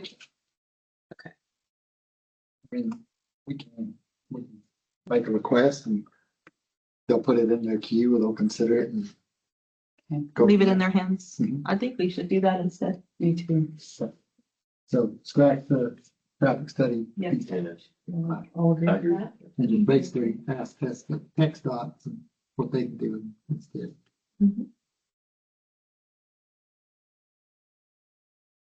And Dr. Duncan, I said one other thing, on the afternoon, I have not had any complaints on the afternoon. It's strictly that drop off time. Next item was 6x10 flags. We were gonna put them in the auxiliary gym cafeteria. We would need 5 each. Ron, you said you got a guy that's willing to make a donation on that. Okay. This takes care of that. There's been a little bit of talk about doing some updates to this building. So the next item I want to mention is related to this building, the window film for the front entrance. You know, when you come up to the campuses or the competition gym, there's that window film over the film. It's a safety thing, number one, because if you're inside, you can see it. If you're outside, it's hard to see it. We would like to put some window film up on this storefront entrance up here. It's not really a safety thing, but Miss Becky, when she's sitting up there in the morning, that sun is blinding, and it does help keep people from just looking in the windows. We had several unwanted guests over the weekend rattling doors and wandering around this building. So I guess it is still a little bit of a safety thing, but for whoever has to sit in Becky's chair, I can tell you just going up there and getting papers off the copier in the morning, it's brutal. The guys that do the window film stuff, that they gave us a quote already for that. That would be some money well spent, in my opinion. That's the only thing warming up the building. Do what? That's the only thing warming up the building. It doesn't hold the heat very long. So I do have a quote for that one. Like I said, it's, in my opinion, that would be money well spent. Issue whenever you have someone coming in when the sun's really bright, all you see is the silhouette. And you cannot make out really. I mean, we can tell when they do the doorbell, but you can't see them because the sun is just blinding you. Okay with that? I mean, I know this is below the threshold, but it's bond interest. So I told you up front, I'm not gonna mess with this pot of money without having this conversation. Thank you. Okay. I don't have any quotes on carpet, wallpaper, reno, and HVAC. That was intended to be for this building. I know somebody last time mentioned the boards and the floor and the carpet, so we do have to be careful what we would do to this building. Go too far with it, then we got to re-inspect for ADA, all that stuff. But we do expect a quote coming shortly for floor coverings, and yes, we would fix the cutouts in the floor correctly. And I've asked for a evaluation of our HVAC system in this building, because now this is the oldest one. Is it still good for a while, or do we need to be concerned with replacing it? Several of you guys have commented tonight how cold it is. That's just like in my office, that's the way it stays. Working well. Doesn't matter if it's snowing outside or if it's the hottest day of summer. Several people in this office either have heaters or they have magnets to block the vents off. That just makes it worse for the rest of it. So I don't have a quote for that one, but that's something that we were looking at, wanting to evaluate those HVAC systems and kind of see where we stand on it, because that could be potentially a big expense, and then, upgrade the floor coverings. And there are a couple of sections in here where we've got wallpaper that's peeling off at the corners and coming apart at the seams. What can we do to kind of just bring some of that up to date? So I will send you that information when I have it. I just don't have it yet. The next item, we've got a warehouse freezer, the one out here in our maintenance transportation warehouse, that needs to be replaced. Ms. Jones kind of wrote a short letter. I'll read that to you, but she would like to take the opportunity to talk about the value of purchasing a new freezer unit for the Palacios ISD warehouse. This will be a great asset for the district, as I would be able to obtain many valuable commodities throughout the year that are offered to the district free of charge. In the past, I could not receive free items due to storage issues.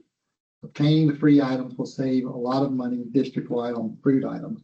I would greatly appreciate it if you would consider making a purchase for the future needs of the district. You can see the price on that one. We've got several quotes on that one, but we're looking at $115,000. Can we quantify in dollars what these free items would cost us? Is there a way to justify this other than we need it? Dr. Williams, you may know better now. I'd love to give a great answer, and I know exactly what you're asking, but it's not. But there's many programs out there that allow us to stock up on commodities to keep us from having to make the purchase. I'd love to be able to say in 5 years, we completely recoup the cost, but you just simply can't do that. I do know that over the weekend, just as another example, had a problem with one of the freezers. There was a pinhole in one of the coils and it was leaking refrigerant. We were able to move stuff to another freezer to keep from losing things that we bought. So there's more than one reason for it, but Miss Mary says she turns down free commodities all the time because there's not storage. Is this a standalone freezer or what is it? Have you been in our warehouse? Okay. It's just a big, like a walk-in cooler. It is standalone in the warehouse and. It's like a refrigeration unit. Yes. It's like 10 by 10 or 10 by 20? Quota, do you have a quote? It'll have. I didn't. Make sure I'm reading off the right one here. 36 by 77 front door. I think it's 12 deep. So no, it is 7 feet, 10 inches by 19 foot, 4 inches and 8 foot, 6 inches high. It's pretty big. Yeah. The one that's currently in our warehouse is a big freezer. And what's the extra electrical cost per month on this? The electricity cost, I mean, I probably. It'd be the same. Same as what we've been, right? Because one's coming out, one's going in. Can I see the quote? So the one going out is. Yep. We changed all the refrigeration stuff out, patched it back together as much as we could before last year, knowing we were moving to the new camp. Now we can store everything in your room. Man, What a good idea. just pile it in the office. There's 8 by 20. Yeah. Walk in. I will have to bring my lunch. You just need a microwave to thaw it out. Yeah. The two we have at the campuses still isn't enough. Do what? The two we have at one at each campus, don't we have 2 freezers? No. There's one on each campus. Yeah, that's still not enough. No. And like you said, when you run into an issue where you've got a issue with one of them, all that food's got to go somewhere too. Well, prior to this, we had 4 freezers. On each campus. Well, I guess technically 3 because junior high, senior worked out the same. Yeah. Have you looked at, Well, no, you still had 4 because of the warehouse. have you looked at refrigerated containers? I don't know. I think that'd be a good place to look. I got priced some not too long ago because we put it in a new cooler and I can't remember exactly the price, but I believe they were way cheaper than that. Not quite a bit. That'd be a good, just for granted. And you can look online, you can look right now if you want, you can get a quote. I don't remember the refrigerated storage containers that we ship overseas every day.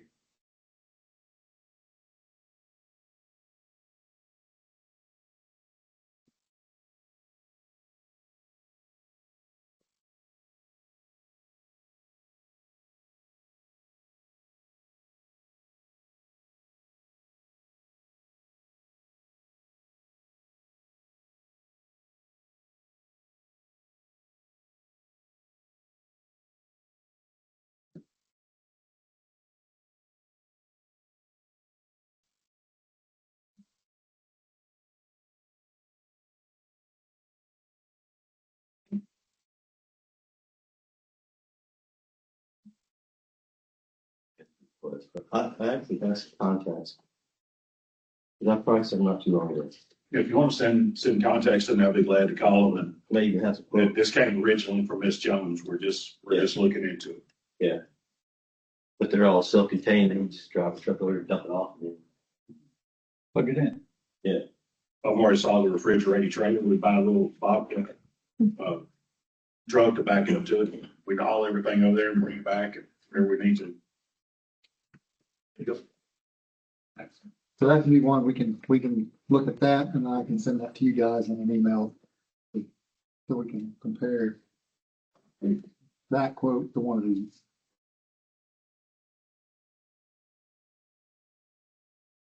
All right, next item on here, the HVAC extended warranty, with the campuses. We had a lot of HVAC meetings with them just to make sure everything was good. We didn't want to repeat of what we dealt with at the competition gym. I wasn't here when that happened. Dr. Williams has been the one that's had to bear a lot of that. And we don't want that, so we did ask, and I will tell you, let me just say that we asked for, what would an extended warranty cost us? Because with all this construction stuff, you only get 1 year of warranty. I mean, we're already pretty much out of warranty.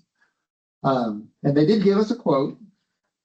I think this was to quote Dr. Williams, this is the I don't want to do it price, but I'll do it if you make me price. They gave us a quote for 1 year extended warranty. This is the company that put everything in. We did get a second quote from a different company. $78,024. 1 year. And that doesn't mean free labor. That just means labor at a reduced hourly rate. That does cover some of your parts. Like any insurance policy, it covers some, not all. My personal opinion, I wasn't here for the ABM debacle and fallout, but that's a pretty excessive amount. We did get another quote to do the same thing from a different company. Brian, were they willing to just do a 1 year warranty, or did it have to be a 5? Okay. So this company, it would have to be a 5 year warranty, which it starts off pretty cheap or cheaper in year one, $69,400. And by year 5, it goes up to $75,800. So again, this is, I think, if we can get our HVAC guy back on the maintenance staff, which we don't currently have, or if there's an issue and we can't fix it, contract it out. That's a big gamble in my opinion, but I wanted to bring that to you guys.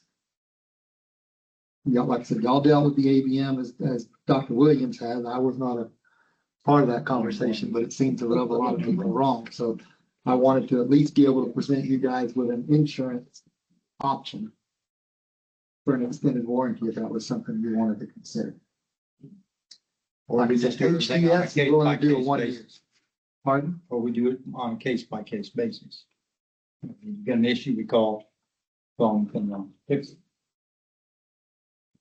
I'm not following your question. Well, if we don't do the warranty, we have an issue. We would just do it on a case by case. Our HVAC technology wise, is this stuff a little bit more advanced than what he's used to, or he's all really? I would say it's pretty advanced. Dr. Williams can weigh in on this because he was instrumental in getting about 15 people from the HVAC company to the controls all in one room, and we did have them come out and train our maintenance guys. Okay. Was my question. Is it advanced? Certainly. It's insane how many systems talk to each other. Right. They redid some of the sensors at that time too. Correct. And Mark was here for a lot of the construction installation. He visited with those guys a pretty good bit. Okay. I don't know that we'll get him back after this accident, but it wouldn't take long to get him up to speed. Okay.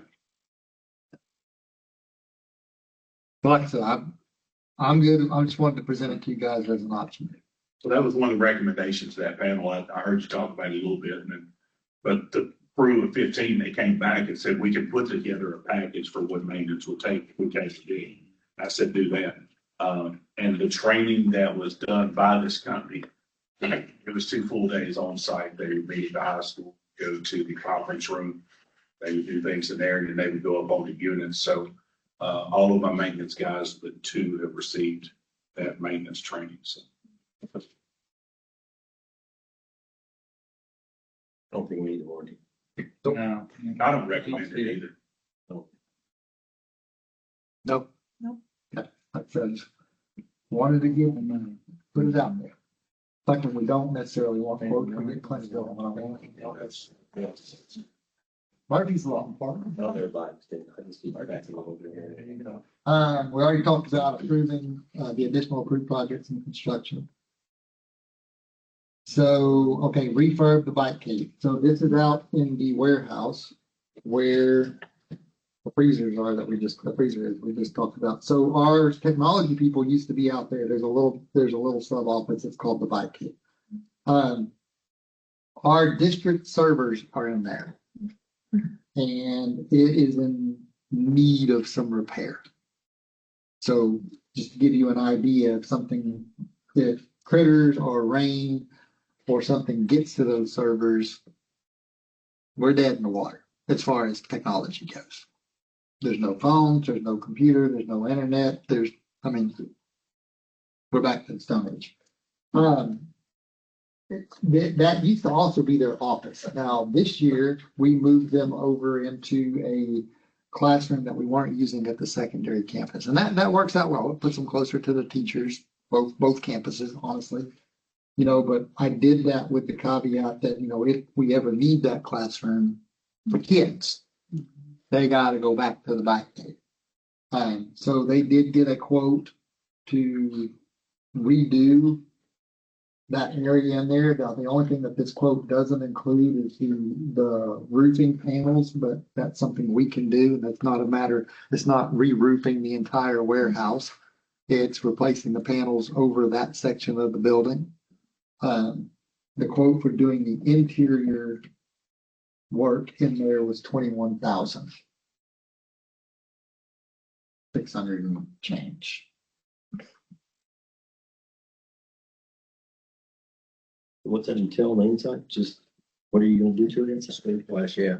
I'm sorry? What are you gonna do to the inside of it?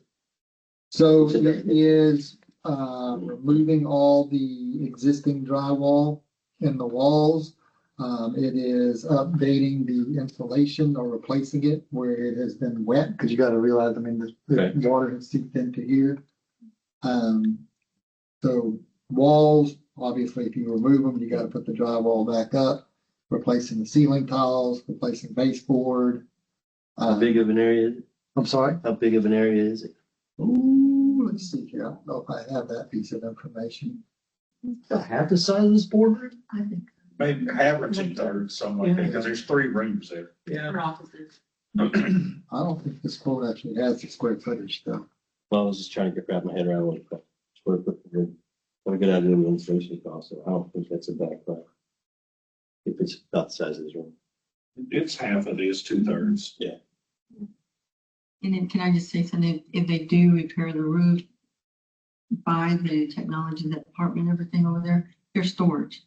We have records that we have to keep. That's right. That little room. That would probably help tremendously. Humidity requirements for those servers, isn't there? Yeah, they keep it very cold. It should be cold and not very humid. Colder than freezer. Yeah. Move them in here. Man, y'all have everything. Food and servers. We'll just move the board meeting to the warehouse. Hey, we got it. As long as it's warm. Yeah.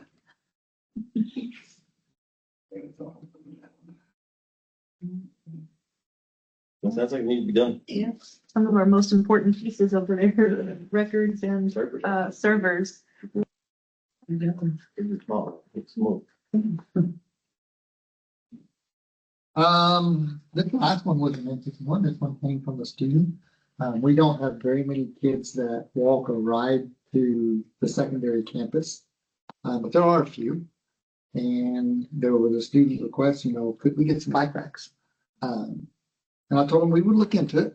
I want to be strategic now. We won't stage them at the front of the campus because I don't want to encourage kids riding Yeah. on that 35 or that business 35 side, but we could put them off of Perryman on the south side of the campus, kind of over there by where the band hall and the choir room is. There's already a big section of concrete slab there, so we wouldn't have to pour new concrete. And then we could potentially put the other one, because a lot of kids do ride, some of the kids do ride to workouts. In the summer, we could either look at by the tennis courts, that way they've got access to that side of the building, or we could look at near the competition gym. I don't want to put anything on the front of the school, like I said, because then it's like, I don't want to encourage kids to ride anywhere near Business 35, but we do have several that either walk or ride, east of the school, east of the secondary campus up to that school. And how many students requested this? Do what? How many students requested? One student brought it up, but there's been piles of bikes in other areas that we've noticed. So when I say piles, I'm not talking 30, 40, 50 bikes, but they'll just drop them on the ground and they get piled up there, and it's kind of a hazard and an eyesore at the same time. But that way they've got something they could secure their bikes to, and it'd be neater, safer, cleaner. $27. $1,000. I don't think you can get the FFA to build them for that cheap. No, no, and these are going to be a little better at handling the elements too. It's not just going to be oil filled pipe and sucker rod. Yeah. And I think these are some folks on buy board, are they not, Dr. Williams? Yes. Do what? Buy board. That's one reason why it's cheaper. Better rate. Oh, yeah.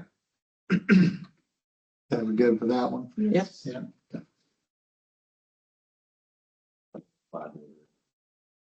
We talked briefly, but I'll sort of recap the sprinkler system. That was something that we agreed to put in. And just so you guys know, we've asked him to stop working at the secondary campus and to finish the elementary. The board originally approved that bid to go 5,000 over what he quoted. It looks like we're going to be well over that. He's working on getting quotes for the boring at the high school, and at that point, we'll bring that back up with you guys to see if that's a project we want to bite off, or if we just want to have the elementary set up with a sprinkler system and not the secondary. I think it's going to come down to whatever this cost may be. Dr. Williams has stayed on him. Sometimes it's hard to get a hold of him as a contractor. That would probably be an understatement. But we told him to stop on the secondary for right now, finish the elementary, and then we may just close up business with that particular vendor at that point. So the only other thing that we are in early conversations about, so it's not on this spreadsheet yet, potentially replacing the speaker in the competition gym. So I don't have a quote for that one yet either, but we probably will by the end of this week. And again, that'll be a piece. I'll bring it to you guys. Y'all mentioned earlier, how long do we keep doing this? It's not a dollar amount we're shooting for. I mean, the goal isn't to spend it all. It's to make sure we've got our needs and our bases covered. I think the longer we leave it open, there's going to eventually be something else that pops up. But I will say that, once we say we're done and we take the rest of that money and it basically goes to pay down the bond, that pot of money is no loss. I mean, it goes to pay down the bond. I'd say that's So glad we're. not out of fear or intimidation. It's just, it is what it is. Once it's gone, I'm so glad we waited, because otherwise it would have been. Oh yeah, like the additional projects. Big headache, yeah. It would have been bad. Yeah. So. Okay. All right. Okay, I got all those done. Bond, 2025 bond. You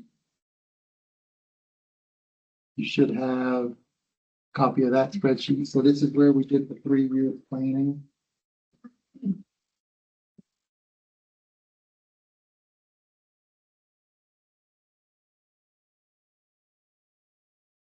Everybody find that?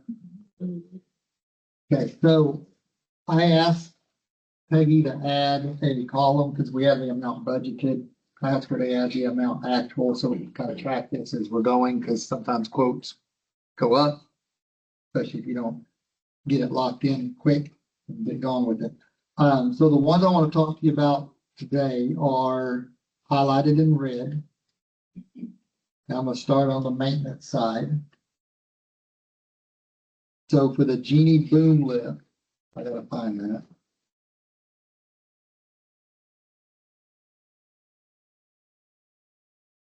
I got a whole nother folder of quotes on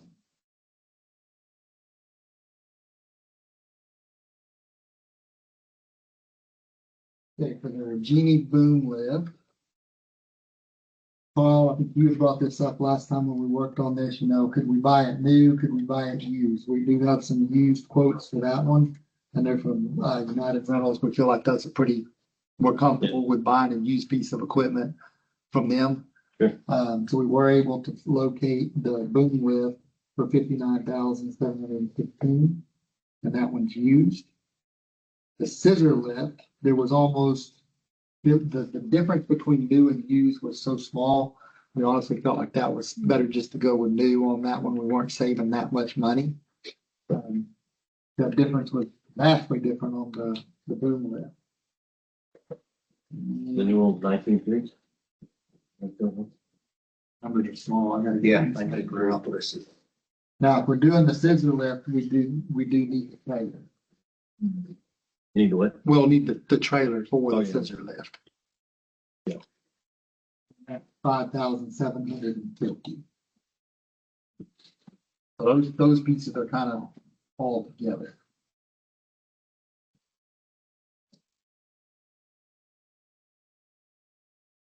Okay, we're doing the bottom. We got it. New buses. Now, keep in mind, it's a different pot of money than what we've been talking about. Yeah, the band used two, the new buses, and where the other one?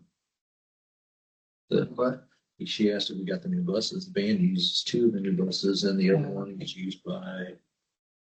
They're already. I'm sure it's on a route. Everybody uses. The buses are in use already. Yeah.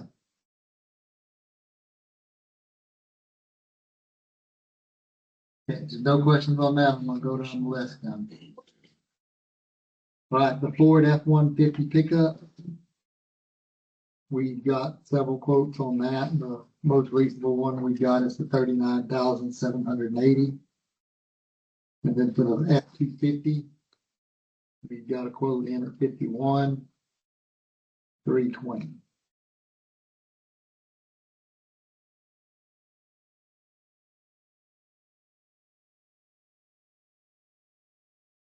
You got questions on quotes or something about pricing? I don't even. No. We good on those?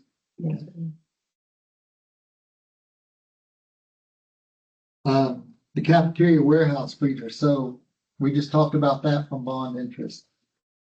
What we're gonna do is take it off of this piece, because if you look down there at the bottom, the totals, we need to try to find some ways to save some money where we can. And the freezer makes more sense to roll that underneath the bond interest. Can't really roll these other items on this list under bond interest.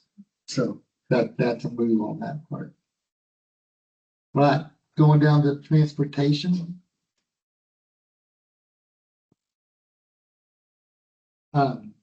So we got a quote for a Suburban to replace one of our older Suburbans, $63,554.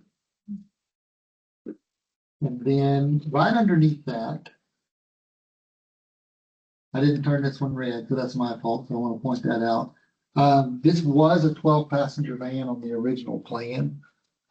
We don't necessarily need that van this year, but what we would like to do, one of our officers was using just a regular car. I don't even know what kind of car it was, the white unmarked. It's an auto, and if she remembers it. Yeah, okay, so you remember. So what we want to do is we want to just get a truck and we want to outfit it. I mean, we'll wrap it, we'll put the lights on it. We don't need a custom kit deal. We've already got 2 vehicles that have been customized out, but this one would be a marked vehicle with the light and like a push bar on the front. So the quote we got for that truck was 50,705, and I would ask that we have an allowance of up to an additional 10 to outfit it with the wrap, the lights, the radio, all the things that they need in that. And keep in mind, you know, we've only got 2 technical police vehicles right now, and we've got 3 officers. So that one's not red, but I wanted to point that out as well. So, Well, back on the Suburban one, you said that we're replacing an old Suburban. I'm sorry? On the Suburban, we were replacing an old one. Yes. Did you trade that one in, or would you do that one? I don't know if are we gonna trade those in, or are we gonna auction? Auction. Okay. Yeah. And here's what we're gonna do with that, you know, so like the buses we replace, I would like to get all the vehicles done. Mm-hmm. And then take them all to auction. I don't want to do some here and then some here and then some there. Logistically, that just doesn't make a lot of sense. Okay. So that's one reason why we're trying to push and get these quotes in. Okay. Any concerns or comments on those 2? I do that. Nope. Like I said, that dollar figure on that car, we are going to ask for that 10,000 over just to outfit it. It probably won't be that much, but make sure it's identifiable as a PISD police vehicle.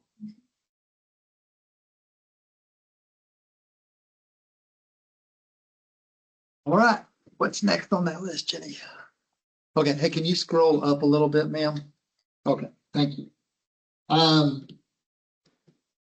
Last time we talked about signage on Highway 35 to discourage people from parking. And remember, the city said, hey, if you'll pay, look, I think we were gonna pay for the signs and they were gonna do the labor. And the question was, for $4,000, what did we get? So here's the coverage area after talking with our Palacios City Police Chief.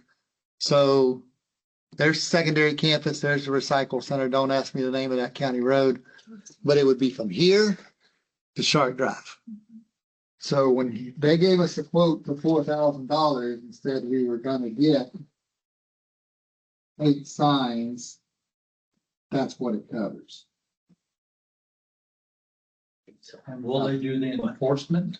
Do what? Will they do the enforcement? The city will do the enforcement. The city will make the money off of the tickets. They can We lower don't our enforce bills, they'll make some extra money.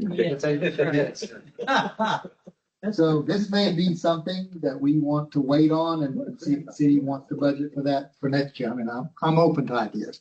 The reason we brought it up originally is a lot of people aren't necessarily going to these parking lots, even though they're open, even though we mark them on the map and Coach Hopper sends them to the AD. I send it to their superintendent. People don't go here. They just see this is full. Half the time they don't even drive back here, and then they just, okay, we're just going to start parking. It's an annoying, it's a safety hazard. I don't think, to my knowledge, anybody's gotten hit there yet. But at the same time, that's city road. We did build sidewalks in parking lots, right? Yes, we repaired and built sidewalks from these over to here. That way people can get there. We added some lighting on the back and the side of some of these buildings so people could see. Lighting, we've added some and still looking to add more. We've got good illumination, but it can still be some better. So y'all wanted to know what kind of coverage we got if we spend $4,000 on signs. That's the coverage we get. But we don't enforce it.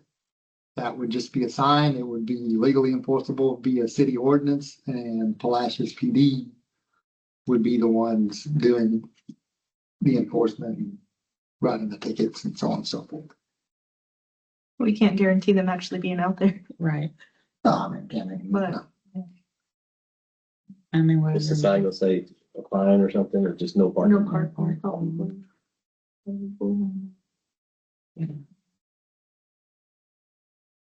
No, put a pin in that one. That's what I think. Well, at least not 8 times. See, yeah, they could do it. That is on- My thoughts. Well, when they told me we're gonna go up on my water bill 19%, I'm like, can I deduct it from my first water bill? But so if we don't do it, will the city do it? Like, will they do it in their next budget, or is it just maybe, or? I mean, everything's up in the air with interim city manager. There is absolutely no telling. Would they do it? I don't know. Do they think there's a need for the signs up there? I think so. Otherwise, they probably wouldn't have been willing to do the research and get the quotes and do all those things. But at the end of the day, they didn't have the room in their budget for that this year. I personally feel like we've done what we can, like putting the gates up there, so kids aren't crossing the street. I mean, if parents are gonna park on the side of the street. They have to make, it's the city ordinance if they put the signs up. That's how it is. Be city enforced. Yes. We could just put up a no parking sign ourselves. Right. We could, but I mean, the minute somebody decides they're gonna fight that and then there's no consequence, That's true. it becomes irrelevant. We didn't do it.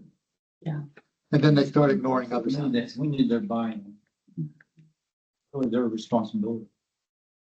That's what I think too. It's not an empty threat to put up a no parking Right. sign. Mm-hmm. I mean, I can ask them, would y'all consider putting this on the next year's budget? I don't mind reaching out. Either way, I'm gonna reach out to them and I'm gonna say, we've looked at this, we've discussed it. Here's where we're at this year too. We didn't budget for this. I didn't budget for 19% water. Virtually over. Yeah. Then can we evaluate.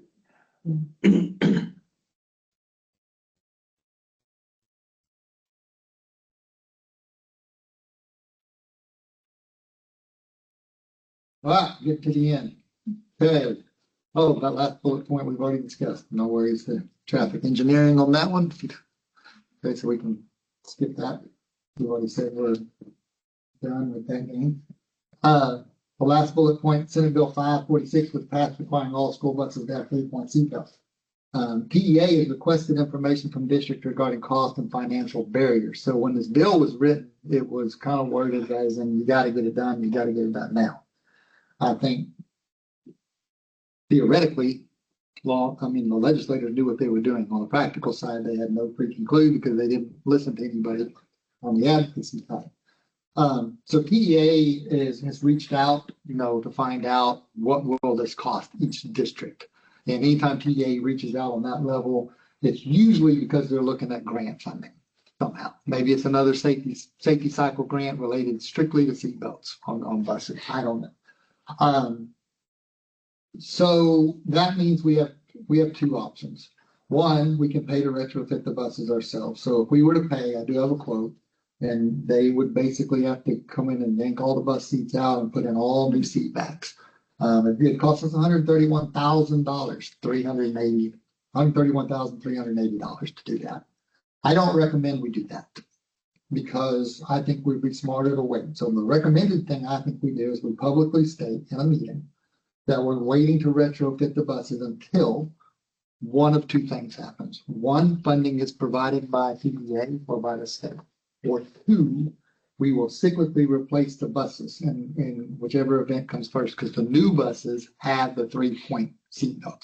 The 3 buses we just got had the 3-point seatbelts. So are we going to use those new buses for extended travel? You betcha. I think we would be smart to do that at our next meeting in December. This is not an expense that we budgeted for. Usually, PEA, when they start asking this information, they're going to try to flow some funding to us. And if the answer is they don't do that, we've got a plan to continue cyclically replacing buses. And as we do so, when we buy those new buses, there will be a 3-point safety harness in that bus. Is there plans in the next budget cycle to purchase more buses? Sorry? Yes, Is there a plan in the next budget cycle to purchase additional? Yes. 3 next year and then 2 the third year. And then we don't, Yeah. what we would do is, we would have to, once board presentation is complete, district submit required information. We just have to have it submitted by May the 29th, so we could honestly put this on We the don't need to have bus accidents. next meeting, you know, I think we wait. Yeah. I don't think we spend $131,000 that we didn't budget for. The school buses are built to be some of the safest vehicles on the road. You know, I understand the importance behind the seatbelt, but at the same time, if we were to pay that money up front, there's a chance that the state or TDA doesn't funding to us in the form of a reimbursement. Well, and for years, they made the argument about school bus not needing seatbelts because of how they were engineered to be safe anyway. I don't know where this one comes from. It's just out of left field. It sounds political. So y'all on board with doing that? Yes. Going that route? So we'll revisit that at a future board meeting. And then also, as far as these vehicle quotes that we just talked about, we will bring those to you in December for formal approval. Because they're all over the threshold.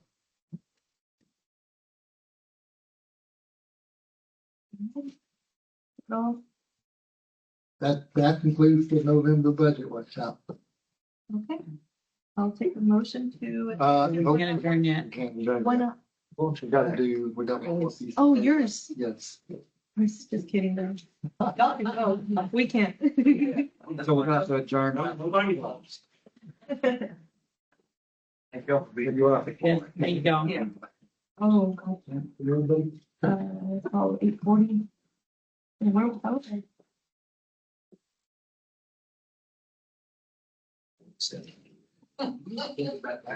Now, if they all want to leave, stay out here.